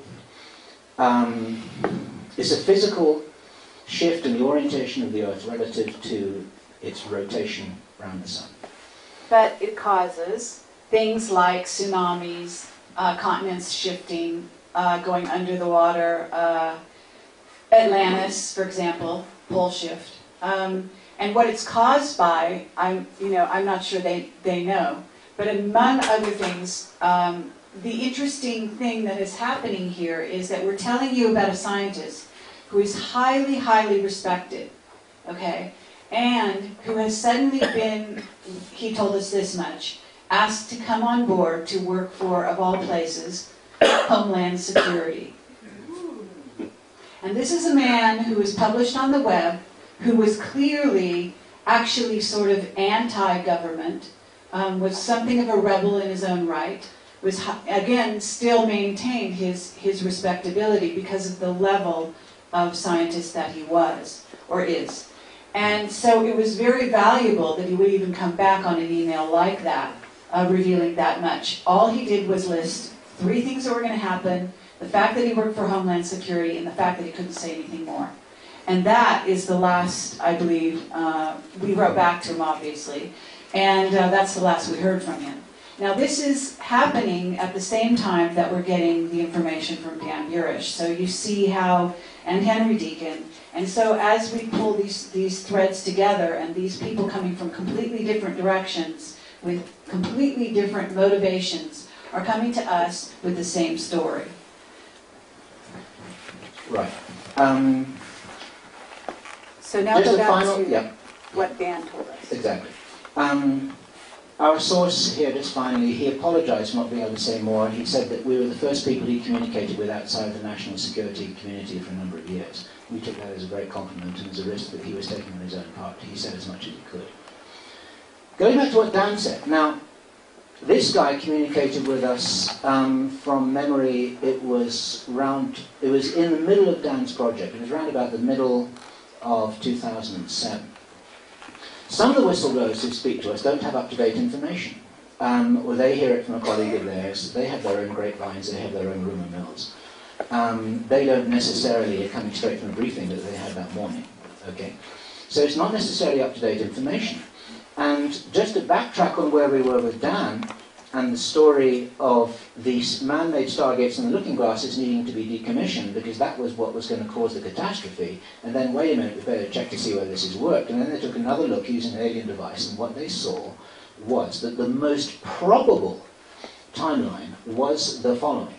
Now, in terms of nomenclature, the catastrophic timeline, which the future humans reported that they had experienced, was known as Timeline 2. I don't know why it wasn't called Timeline 1, but it was called Timeline 2. Okay. Timeline 1 is the other one when that doesn't happen. Okay, so are we on Timeline 1 or are we on Timeline 2 is as important as knowing whether you're heading north or heading south. It's a pretty important distinction to make. And the first thing that they established in that time portal intelligence probe, which I think is what Dan called it formally, is that we were on Timeline 1. That's the good news, okay? The catastrophe he reported had been averted. We were on Timeline 1. And so once you figure out that there's not going to be a catastrophe, the next question for curious scientists is, well, okay, well, what is going to happen then? Okay, and then this is the variant 83 part, when they started to drill down into the detail of what will be happening in the next few years. But I want to say that interestingly, and this is on our site, most of this information, so you don't need to be taking notes. And we will be taping this as well for release. Dan said, so we were in interview with him at one point. We said, okay, that's great. And then he said, but there's no free lunch. And then he proceeded to tell us what that meant. And basically, timeline variant 83 contained things like nuclear war and other fairly dire predictions, among which, as I said, Hillary was in office, was going to die in office. He had highly respected her. Oh, I have to back up. There's one other part that you guys need to know, which is about the Yellow Book. And the technology that allows the world leaders to see their own future and then plot their lives accordingly to the best version of that future. And that is part of the reason why they are highly successful and remain so, because they were actually cheating. And in regards to Hillary, what Dan said is that she was one of the people that had access to this technology, was given the Yellow Book, and looked into her future and saw that she was going to be assassinated in office. She was, he said, this is his story, willing to go into office knowing that she would be assassinated. And therefore she had garnered his respect. And this was, back over a year ago. Now, it's now 11th of January, and Obama's inauguration is in 9 days' time. And so it's a pretty safe bet to conclude that wherever we are at the moment, we're not on variant 83. That hasn't happened. This is the good news. Okay, this is more good news.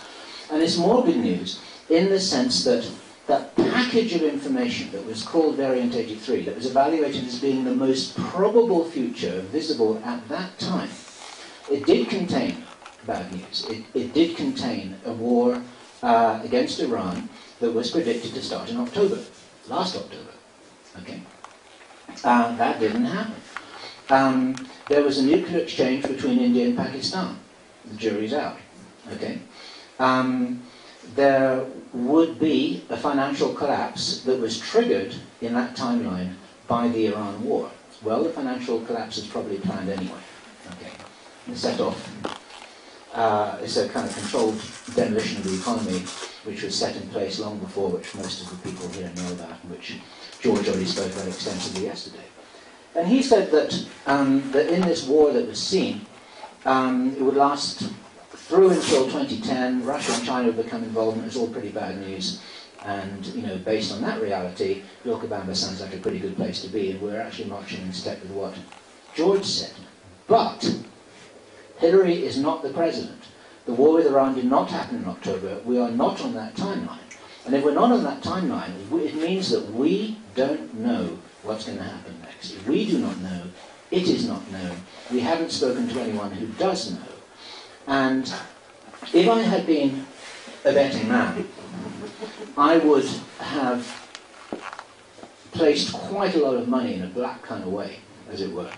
Maybe this doesn't sound too good, actually. This is a metaphor, okay? We had so many parallel information points that in terms of data clustering on a graph, everything pointed to something happening last October. Everything happened. We were all watching it. We had, something that we have already spoken about publicly is that our guy Henry Deacon, at the end of September, he told us that he had received a telephone call. He said he's never received a telephone call like this in his life. He was asked to report for duty in the Middle East the next morning. Okay. He said he was almost ordered to do it, except that they couldn't actually order him to. He was asked in a way that he almost could not refuse. The rate of pay was $800 an hour, without overtime. Okay. That's a very great amount of money. Even in that field, it's quite a lot of money. He turned it down, to his very great credit. He said, I don't want any part of this. He was never told why he was asked to report for duty in the Middle East. Why? We don't know. Nothing's happened in the Middle East yet, except that something seems to be cranking up. Whether that fire is going to burn out on its own or whether it's going to crank up into something much bigger, we don't know. This is the conversation we had yesterday. But we have had whistleblower testimony that we have not been able to release in total, some of which we did release, from a witness who supposedly was in close communication with the Illuminati, who was saying that their agenda was rolling out just as planned, and that he was basically going underground and would not be able to communicate further. We've been talking back and forth with this man for over a year. I have to tell you also that, and he was basically saying, you know, the somewhat dire agenda, depending on how you want to look at it, which includes things like elimination of the population that George was talking about. Most everything that George enumerated yesterday was going along, and that it was absolutely, it may be behind schedule, but that it was shortly to sort of ratchet up. On top of that, we have had other whistleblowers from behind the scenes coming forward saying things are on schedule. We also have someone who we've been in communication with for over, possibly even as much as 2 years, who is a good friend of Alex Collier, and he has been telling us about his information that he has from some NSA sources that has basically geared him up to building an underground base in an undisclosed location. He has told us about the Queen of England, who is now got an underground base being built in part of Colorado. So there are, and he's also a very wealthy man, and I can't tell you how he made his money, because that's a highly controversial matter, but he basically said that he knew when the banks were going to go on bank holiday, as George does, and he's been in constant contact with us. What's interesting in all this mix is that some of these people coming forward seem to all be agreeing on at least the agenda. In other words, we haven't talked about Bill Deagle. Bill Deagle is somebody who's highly controversial, who's, you know, was a doctor, a medical doctor who's on the web. You may know of him, may have seen our interview with him. People, you know, ranted and raved at us for having interviewed him because they felt he's too negative. They didn't want to hear it. They think, you know, he could possibly be programmed. He's been given testimony from other whistleblowers that we haven't, as their doctor in working in black projects, that outline, you know, like a laundry list of their plans and their agenda, just as George has been telling you, that involves eliminating the population, you know, using viruses to do so, and, you know, when, where, how, and so on. He's also highly intuitive and feels he has channeled information that tells him certain things. One of which was October, that October was going to be when this whole thing kind of came underway. Well, actually, it appears, okay, and I have to say it appears that he has been incorrect, at least thus far. We've got David Wilcock, who is a well-known psychic, intuitive, who is also highly scientific and has a very well-known website called divinecosmos.com, who can give you the scientific basis for what's going on, what he feels is the heating of the planets. He works with Hoagland, and I'm sure many of you are familiar with Richard Hoagland. So what happens is we get all this testimony, and some of it is corroborative, some of it is not, some of it is conflicting. What's interesting is that it's almost like, you know, and maybe this is a slightly cold analogy, but it's almost like watching a game in which there are predictions as to which side's going to win. And we're getting people that are sort of calling the shots and calling the plays, if you will.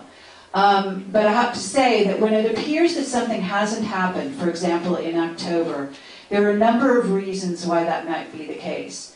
It doesn't actually necessarily mean that certain things haven't happened.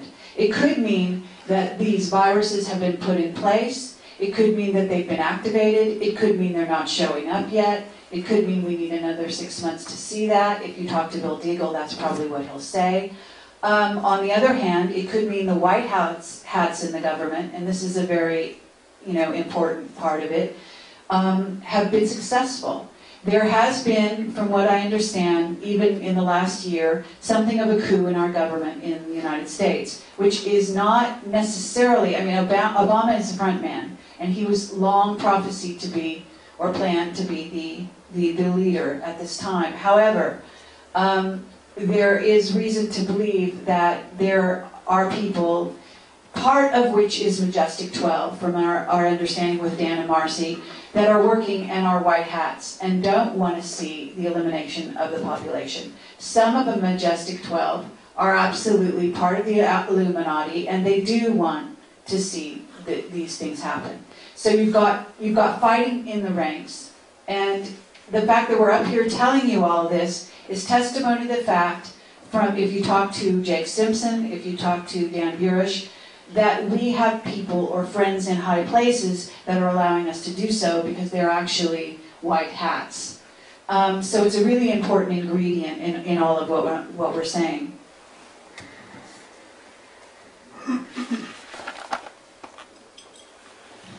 I think this, I'm just kind of taking pause to think where we should go next with this at the moment. Shall we go on to Jake Simpson? I think so. Sounds good. Okay. Jake Simpson was somebody who we met on our long, month-long there and back Australia trip when we were invited to speak at the Nexus conference in Brisbane in October. And on that trip we met a whole bunch of people. When we were on Koh Samui, Koh Samui is a beautiful island in Thailand. Anybody been there, Koh Samui? Wow, okay, it's a fabulous place. It's a little bit like Vilcabamba in as much as quite a number of people quite a long time ago passed through there and then thought, wow, what a wonderful place to stay. And it's full of expats, and it's got its own sort of alternative community, but they do have the equivalent of those interstate freeways going through the valleys, sadly. It's been pretty much trashed, and of course one of the reasons why it's been trashed is because they built an airport. That's the end.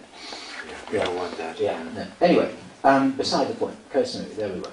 So we met Jake Simpson, and the first preface that I want to make to this information, it is all on our site. We wrote up as much as we could. Well, we wrote up as much as we could remember, and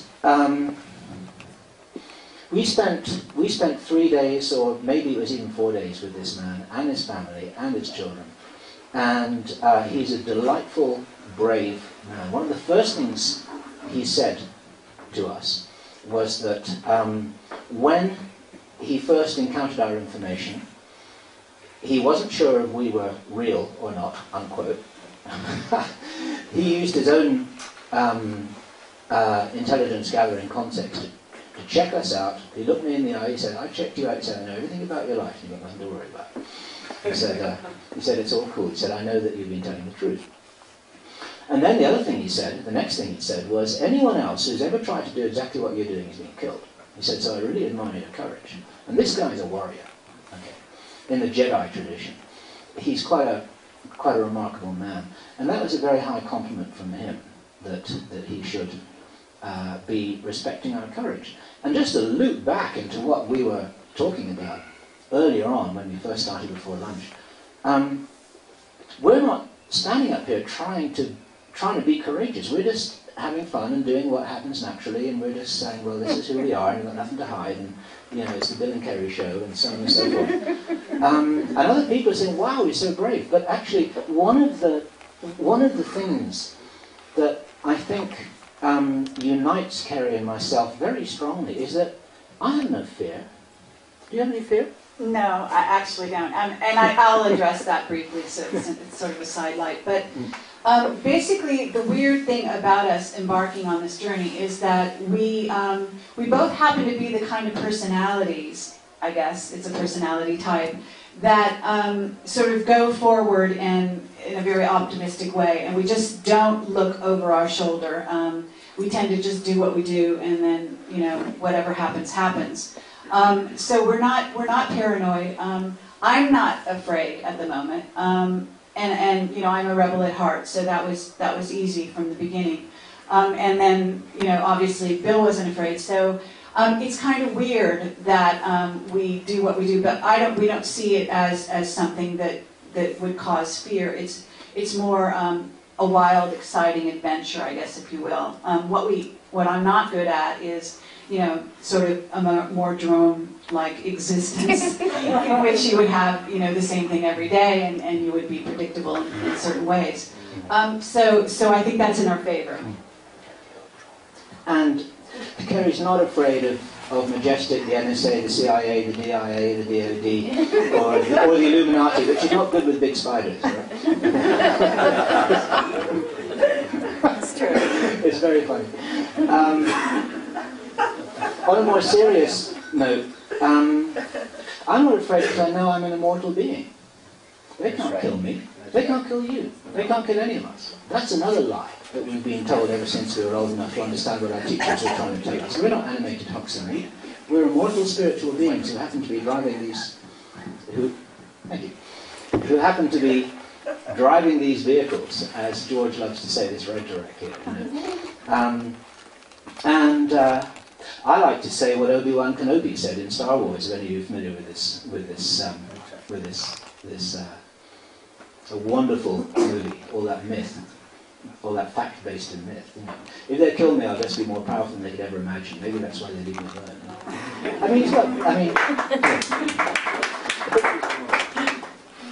If they kill me, I'll just come back. Okay, so let's do Jake Simpson. Let's do Jake Simpson. That's where we were, right? Okay. Jake is a remarkable man. And the spirit of fun, I think, which is another thing that Kerry and I very much have in common. He has the same thing in common. And also, like George, Jake would be talking about all kinds of things that will make our eyes bulge, and he'd just have a big grin on his face because he's been living with this stuff for a long time. And like what? Like what? Like what? Here we go. Okay. I'll try and remember the stories that he told us. And there's 4 days worth, and it's not necessarily a linear story.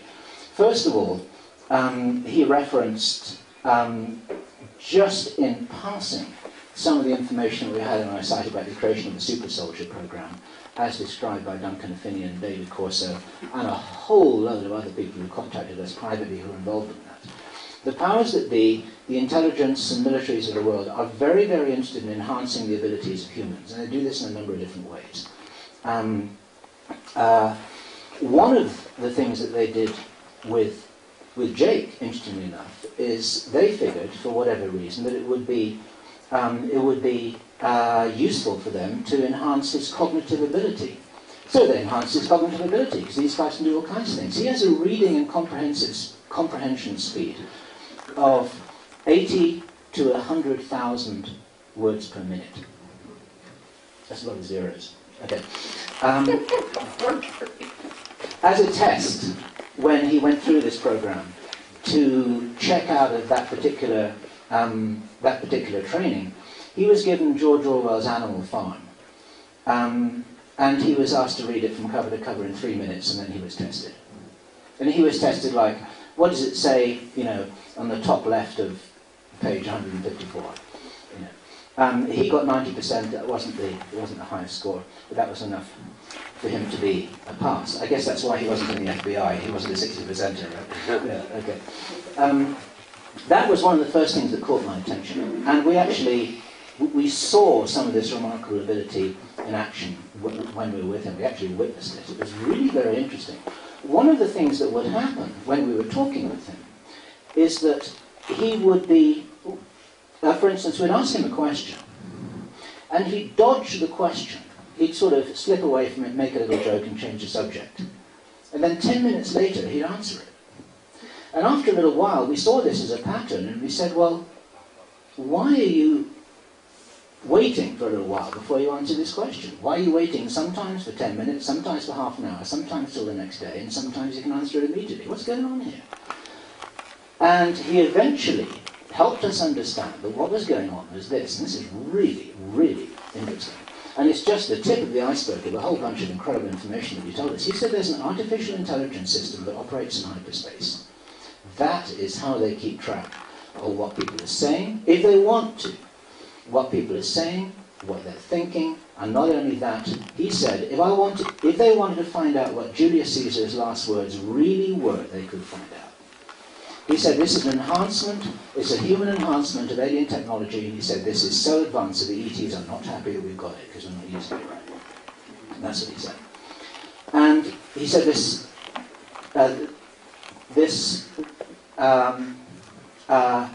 monitoring capacity, and this dovetailed directly with something that we'd heard from Henry Deacon, because I talked to Henry about a conversation that I'd had completely separately, and this is a whole different story. Long ago, this is another Kosamui thing. There are a lot of interesting whistleblowers end up on Kosamui. Back in 2000, long before Camelot, I ended up talking to a guy who used to work in Bell Labs. We were walking along the beach, and this guy was telling me an incredible story. At the time, I thought it was incredible. Going along the story, walking along the beach, because he hadn't wanted to talk to me about this in his own house. I told Henry the story. He said it won't make any difference where you talk to somebody. It doesn't matter whether you're on the beach, in the forest, in your bedroom, you know, or inside a lead-lined cage. He said it makes absolutely no difference. If they want to hear what you're saying, they're going to hear what you're saying. You know. And now Henry didn't enlarge on that, but when Jake started to tell us about his technology, then I started to understand it works in hyperspace. It's a hyperdimensional thing. I can't even imagine the details. But when we started to ask Jake, we said, look, this is incredible stuff. I can't believe that these people have this sort of technology. I can believe they've got advanced craft, and I know they can do strange things, but this is really, you know, out of this world. And he said, listen, he said, black technology, meaning black physics technology, or the physics that they use in black ops, is probably something like 10,000 years ahead of public sector technology. 10,000 years ahead of public sector technology. And is accelerating away from the state of public sector technology at the rate of 1,000 years a year. That's how come they can do this stuff. He said, you have no idea what they can do. They can do almost anything. And this is the remark that Brian was saying yesterday about Arthur C. Clarke's comment that any sufficiently high technology would be actually indistinguishable from magic. We're almost at that stage already, as far as we can understand from what Jake was saying. And yeah, he just to sort of drill down a little bit into the time, what was going on when he would answer the questions or not answer the questions. One of the things he would do is say, "Wait," and we say, "Wait for what?" And then he would say, "Okay, it's all right now." And it's important to know that he was a trained remote viewer as well, and a highly developed intuitive that helped him in his various jobs that he did around the world for the secret government, in essence. And what he would say is, it's coming round again, and it's almost like I guess a traveling beacon in which it would zone in or it would be gone, and he could tap into when he felt they were sort of listening in and when they weren't, and that's when he would tell us stuff. So that's how the conversation progressed. I'm not sure. Well, okay, let me say that one thing that has been left off of our discussion with him, he talked also about, as you may know, John Lear has talked about under Area 51 and under Nevada, there's very likely a high-speed train that goes underground between here and places like Pine Gap, Australia, and various other bases, including, I'm sure, CERN in Geneva. And basically, that's how they move people around. And he actually, attested to that, as well as the fact that John Lear has said that he's gotten inside information about this. So this is where, again, we're getting more than one whistleblower from completely different places that are in agreement. I want to say here also that there's an interesting thing that goes on with whistleblowers. They're human, like anyone, and they often fluctuate as to how much they'll reveal to you at any given time.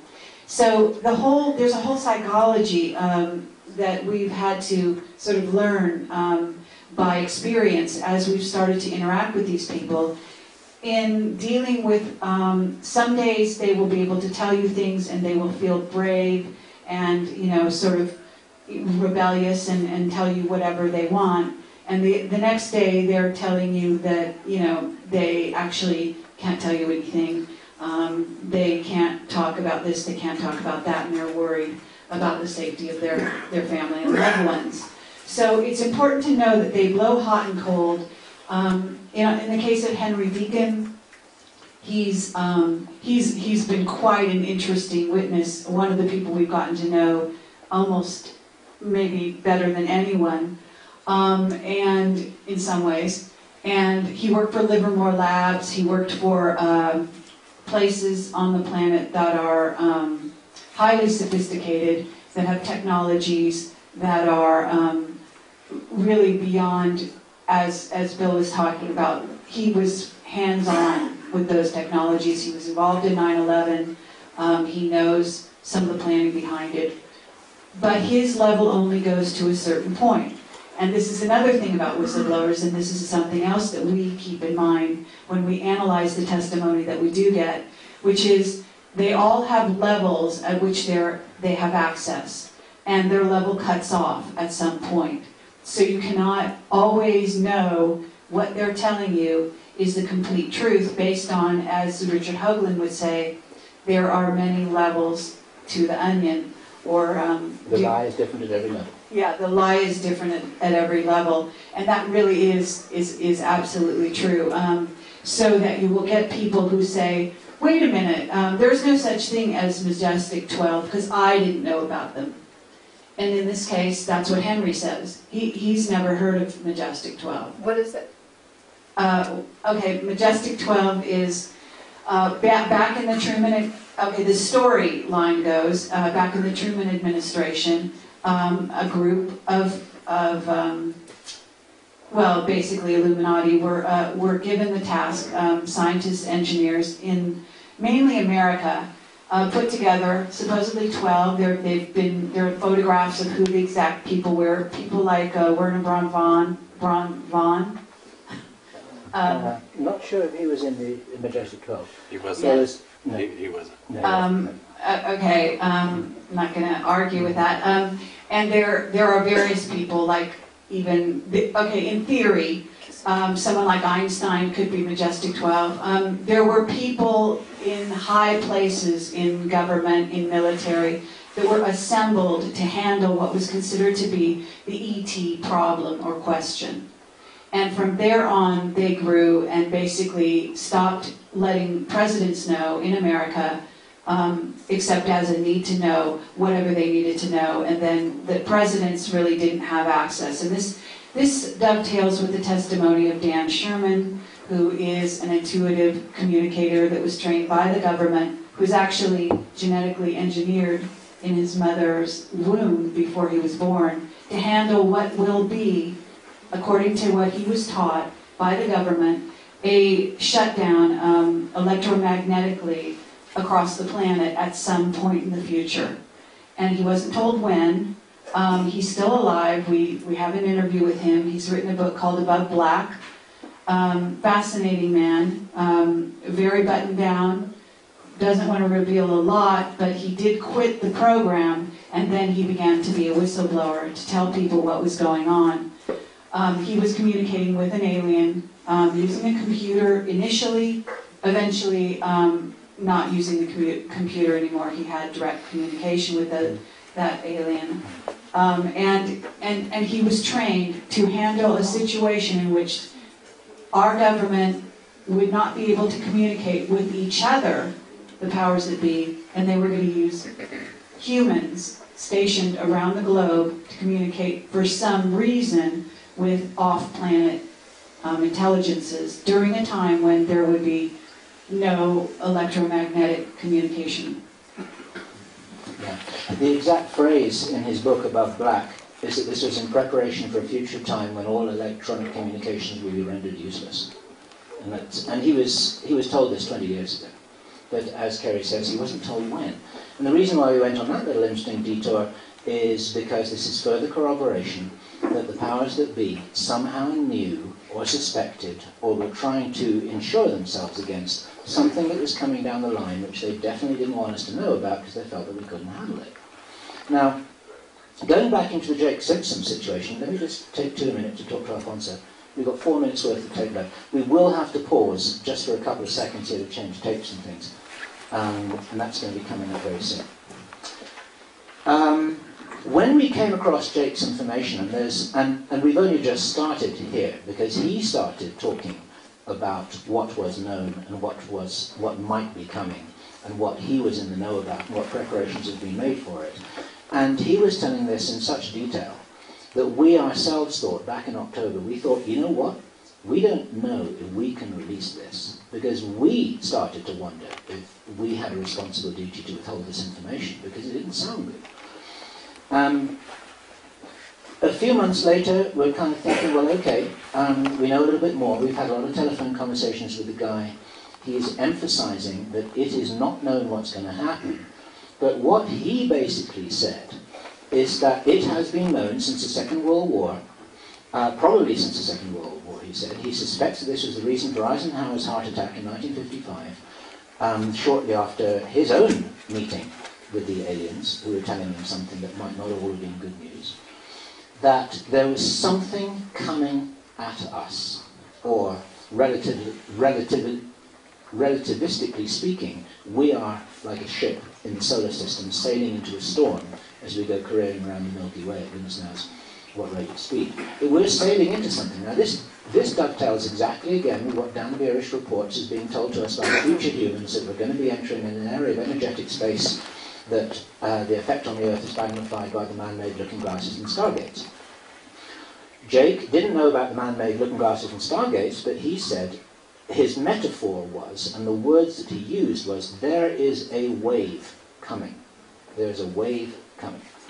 And in space, it doesn't matter whether you're coming at the wave or the wave's coming at you. I don't know which one either, but he said there's a wave that's going to hit us.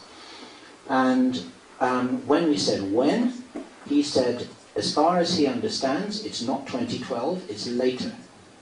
When we put to him the date that Bob Dean mentioned to us, now this is in connection with what he was told was Nibiru or Planet X, and Bob Dean gave a date of 2017, our man Jake Simpson said, that's probably just about right.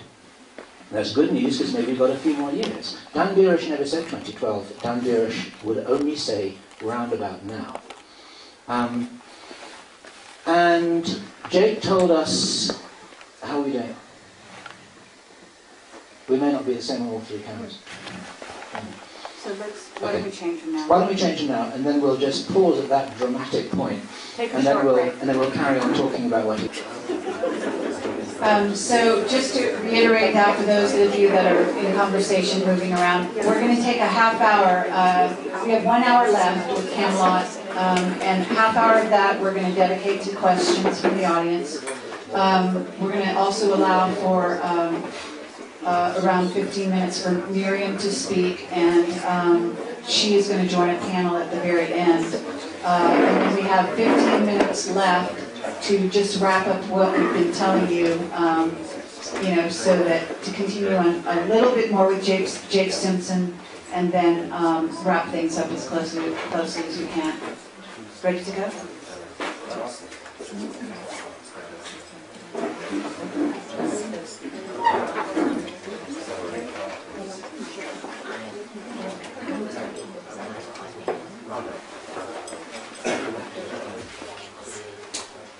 So we're going to talk about the superluminal craft that Jake Simpson told us about. And one thing I want to say that I was talking to somebody, actually Alfonso, and realized that we hadn't said, Jake Simpson is still working for the man, the Illuminati. He was actually in a meeting, a secret meeting he told us about, in which, and this had to do with his rebellion and breaking from trying to get out of that whole business. And when he heard them referring to people as, completely eliminate. What was his actual words? Do you remember? I actually don't remember. Yeah, it was something so dire, something so cold and just ruthless that he realized he had to get out. So they made his life very uncomfortable. And closed down some projects that he had been involved in. He got out of the situation, but he is called upon from time to time to do them a favor, quote unquote. So I have to say that, like many whistleblowers, you can never completely get out. And they are often highly surveilled, as we are. I have to say that, although we've had nothing super bad happen to us directly, there have been people that have had things happen as a result of association with us, such that, like we had somebody who took over our website, who his place was broken into the next day, and he basically called us up and said he never wanted to have anything else to do with us. Now, we don't know for sure that that was just not a coincidence. Obviously, he felt it was a targeted situation. So I have to say that whereas we are protected, and Jake himself got us in to Thailand, and he has been monitoring our steps. He's quite open about that. He, in fact, will know exactly what we're doing today. He's basically giving us his blessing. He's also made it possible for us to get through some immigration problems that we could have had. So we've also had assistance in those areas. But people that associate with us, it may be another matter. We just don't know. Okay. Back to Jake. One of the things that he told us, and this will be fun for the aerospace buffs in the crowd here. He told us about the TR-3B, Three Triangle, and he said that this thing can travel from geostationary orbit, which is 22,300 miles up, to treetop height in 1, 2, 3, 4, 5 seconds. And I said, wow, that's something else. And I said, hey, how do you know that? He said, I was counting. Okay. And I later figured it out. That's 16 million miles per hour. He said, look, this doesn't travel in space. This doesn't travel in space. You know, this is a space-time jump operation, that kind of thing. And you can't see it anywhere. These things can travel outside of our solar system if they want to, or even larger versions can. This is all part of the 10,000 years ahead of regular physics context that he told us about. And that's just a fun story for the aerospace buffs, of which I am one. But what he told us about the wave that was coming, which is where we were at just before the break, one of the things I asked him was, well, how do they know about this thing? And this can be answered on a number of different levels. One of his responses to that was they've been out to take a look. They've been out in their, quote, in their superluminal craft. They've been out to take a look at this thing, and they've come back to report what it was that they measured or that they saw.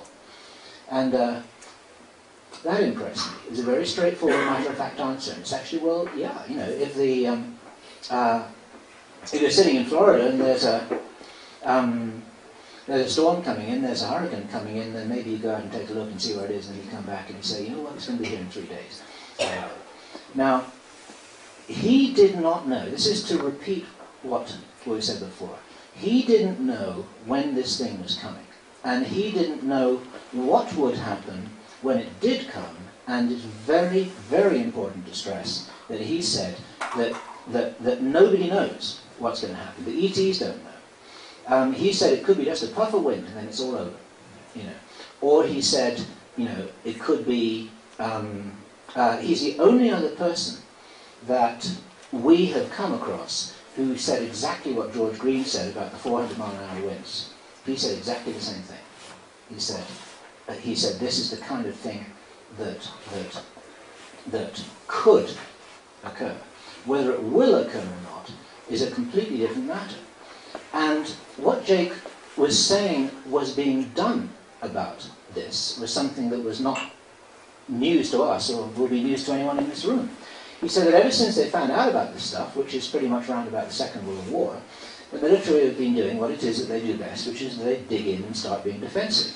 And so they started tunneling in and making all their big trillions of dollars worth of investment in their underground bases. And one of the things he told us was that in some locations, when they were excavating these giant bases that they've got, they broke into older bases that were there deep underground, which had not been built by us. Woohoo!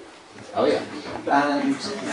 And what he said was, and we had not heard this anywhere before, he said that these bases were thousands of years old and had evidently been excavated by our predecessors in their response to the similar situation that occurred in their world 12,000 years ago. Okay? Now you correlate that with all the myths of the Great Flood that exist in 88 different cultures, or however many it is now, and Plato's report of the sinking of Atlantis, and he was a good historian, he never got anything wrong. And something happened back then. There's a huge amount of circumstantial evidence, and some would say quite solid evidence, to suggest that a long time ago we had, before our current civilization, there was a prior civilization that had its own high technology that might have been based on slightly different stuff than we've got here, but they were faced with exactly the same problems because these problems are cyclical. And the cyclical problems are connected with the solar system's roller coaster journey around the Milky Way as it goes up and down like the horses in a merry-go-round, going round and round and round and round and up and down and up and down. And every time it crosses the galactic plane, there seems to be some problematic thing that happens that is connected with energetic space, and this does also link in with what other commentators, particularly David Wilcott and others, David's a good friend of ours, we know him very well, have commented about the fact that this is not necessarily always bad news. This energetic space that we travel through regularly is also maybe something that prompts changes in our DNA, changes in the way that our consciousness functions, changes in the way that we're able to access and process information. Personally, I wouldn't take it any further than that, but I do personally believe that there is some evidence to suggest, quite some circumstantial evidence to suggest, that not only are there earth changes, but there are consciousness changes, and all of this stuff is happening at the same time. And one of the things that Henry Deacon told us when we first met him back in, when was it, September 2006, he said, the problem is that everything is happening at the same time. It's all converging. It's all coming together. He didn't say what everything, in inverted commas, was, but he was emphasizing over and over again that the problems are multiple. This is one of the reasons why they're so confusing. Yeah, and I wanted to say that Henry Deacon, from the early, the time we met him, he has been absolutely adamant in terms of what he was told by the government while he was working for Black Projects, how they were informed that these things were coming, and therefore that on the more negative side of the timeline, and that they needed to be prepared for. And so one of the things that Henry has been doing has been telling us about things like buying a car that is old enough not to be containing an engine management system. An engine so that the powers that be cannot drive your car for you, and also so that it cannot be affected by the CMEs that come off the sun when the sun starts to get very active, which he said was going to be inevitable. He basically is operating, and many people from Black Projects, it's almost like, if you will, a form of programming, I have to say, in which they are told there is a rollout. And it's basically the agenda as George Green has laid it out to you. And that's why you get so many of the same reports. Now, a lot of the agenda items haven't actually happened yet, but as you see, the ball is starting to roll. Certainly the economy going down is maybe the tipping point. So he has been cautioning us for 2 years to find a safe place, to do this, to do that, and make all these preparations for what he feels he's completely convinced is coming, and that's absolutely inevitable. Interestingly enough, we put him in touch with David Wilcock, and some of you will be familiar with David, maybe a reincarnation of Edgar Cayce, depending on your point of view. David is very optimistic. David believes in ascension. David believes that consciousness is changing, that there's something very positive coming out of all of this. Henry and David had a wonderful meeting of the minds. They've talked for hours and hours and hours. David was just on Coast to Coast reporting on a lot of our Henry Deacon testimony, things that Henry has told him about human-looking aliens that are working in the government. We've also gotten that same testimony from Bob Dean, who is an elder statesman and an ex-military man, who is definitely in the know as to what's going on behind the scenes with the government. So what's very interesting is to see a Black Project person like our Henry Deacon get in touch with someone like David Wilcock and also resonate with some of the things that David is saying in terms of, look, it's not all dire. So that's an interesting sort of side light to what goes on. What we do try to do is put some of our whistleblowers in touch with our other contacts. And often they strike up wonderful friendships, and there are meetings of the minds, and sometimes they can put 2 and 2 together also among themselves. We also put George in touch with Jake Simpson, for example. So they've had some dialogue.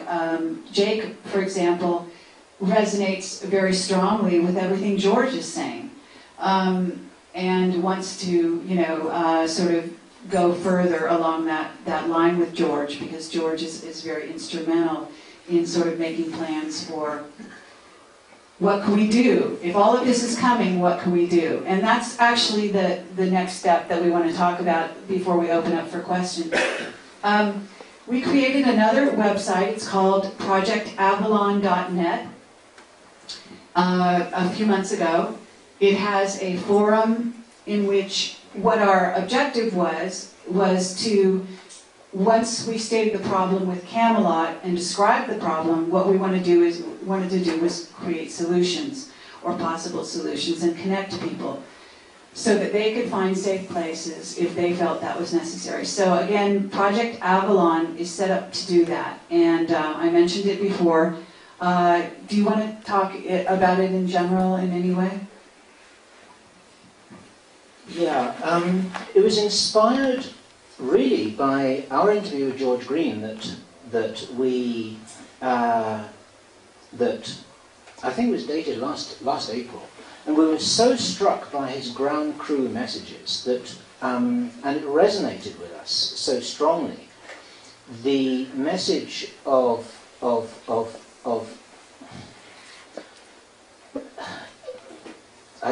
I'm just trying to think how to put it all into just a single sentence.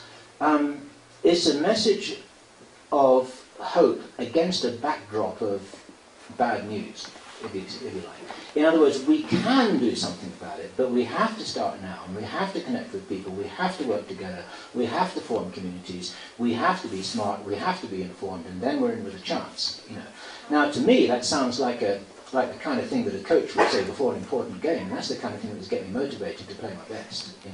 Other people might say, "Hey, I quit," but some people are going to quit, and some people are going to step up to the plate and to produce their very, very best at this time. One of my favourite movies. Some of you may know this. It's dated now, actually. This is with Jeff Bridges, called Starman. Anyone seen Starman? Hey, wow.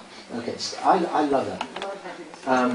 One of the things he says at the very, very end, and the story of Starman, this is an alien who's taken on a human body, and he's on the run from the spooks who are trying to grab him, and so on and so forth. And he's saying towards the end of the movie what he has learned from his short time operating as a human being on this planet. And his summary is, he says, the thing that is really wonderful about you is that when things are at their worst, you are at your best. Such a living line. That had a huge impact on me, because it's so true. And we have that capacity to step up to the plate. Forgive the American baseball term here. I'm English and I prefer cricket.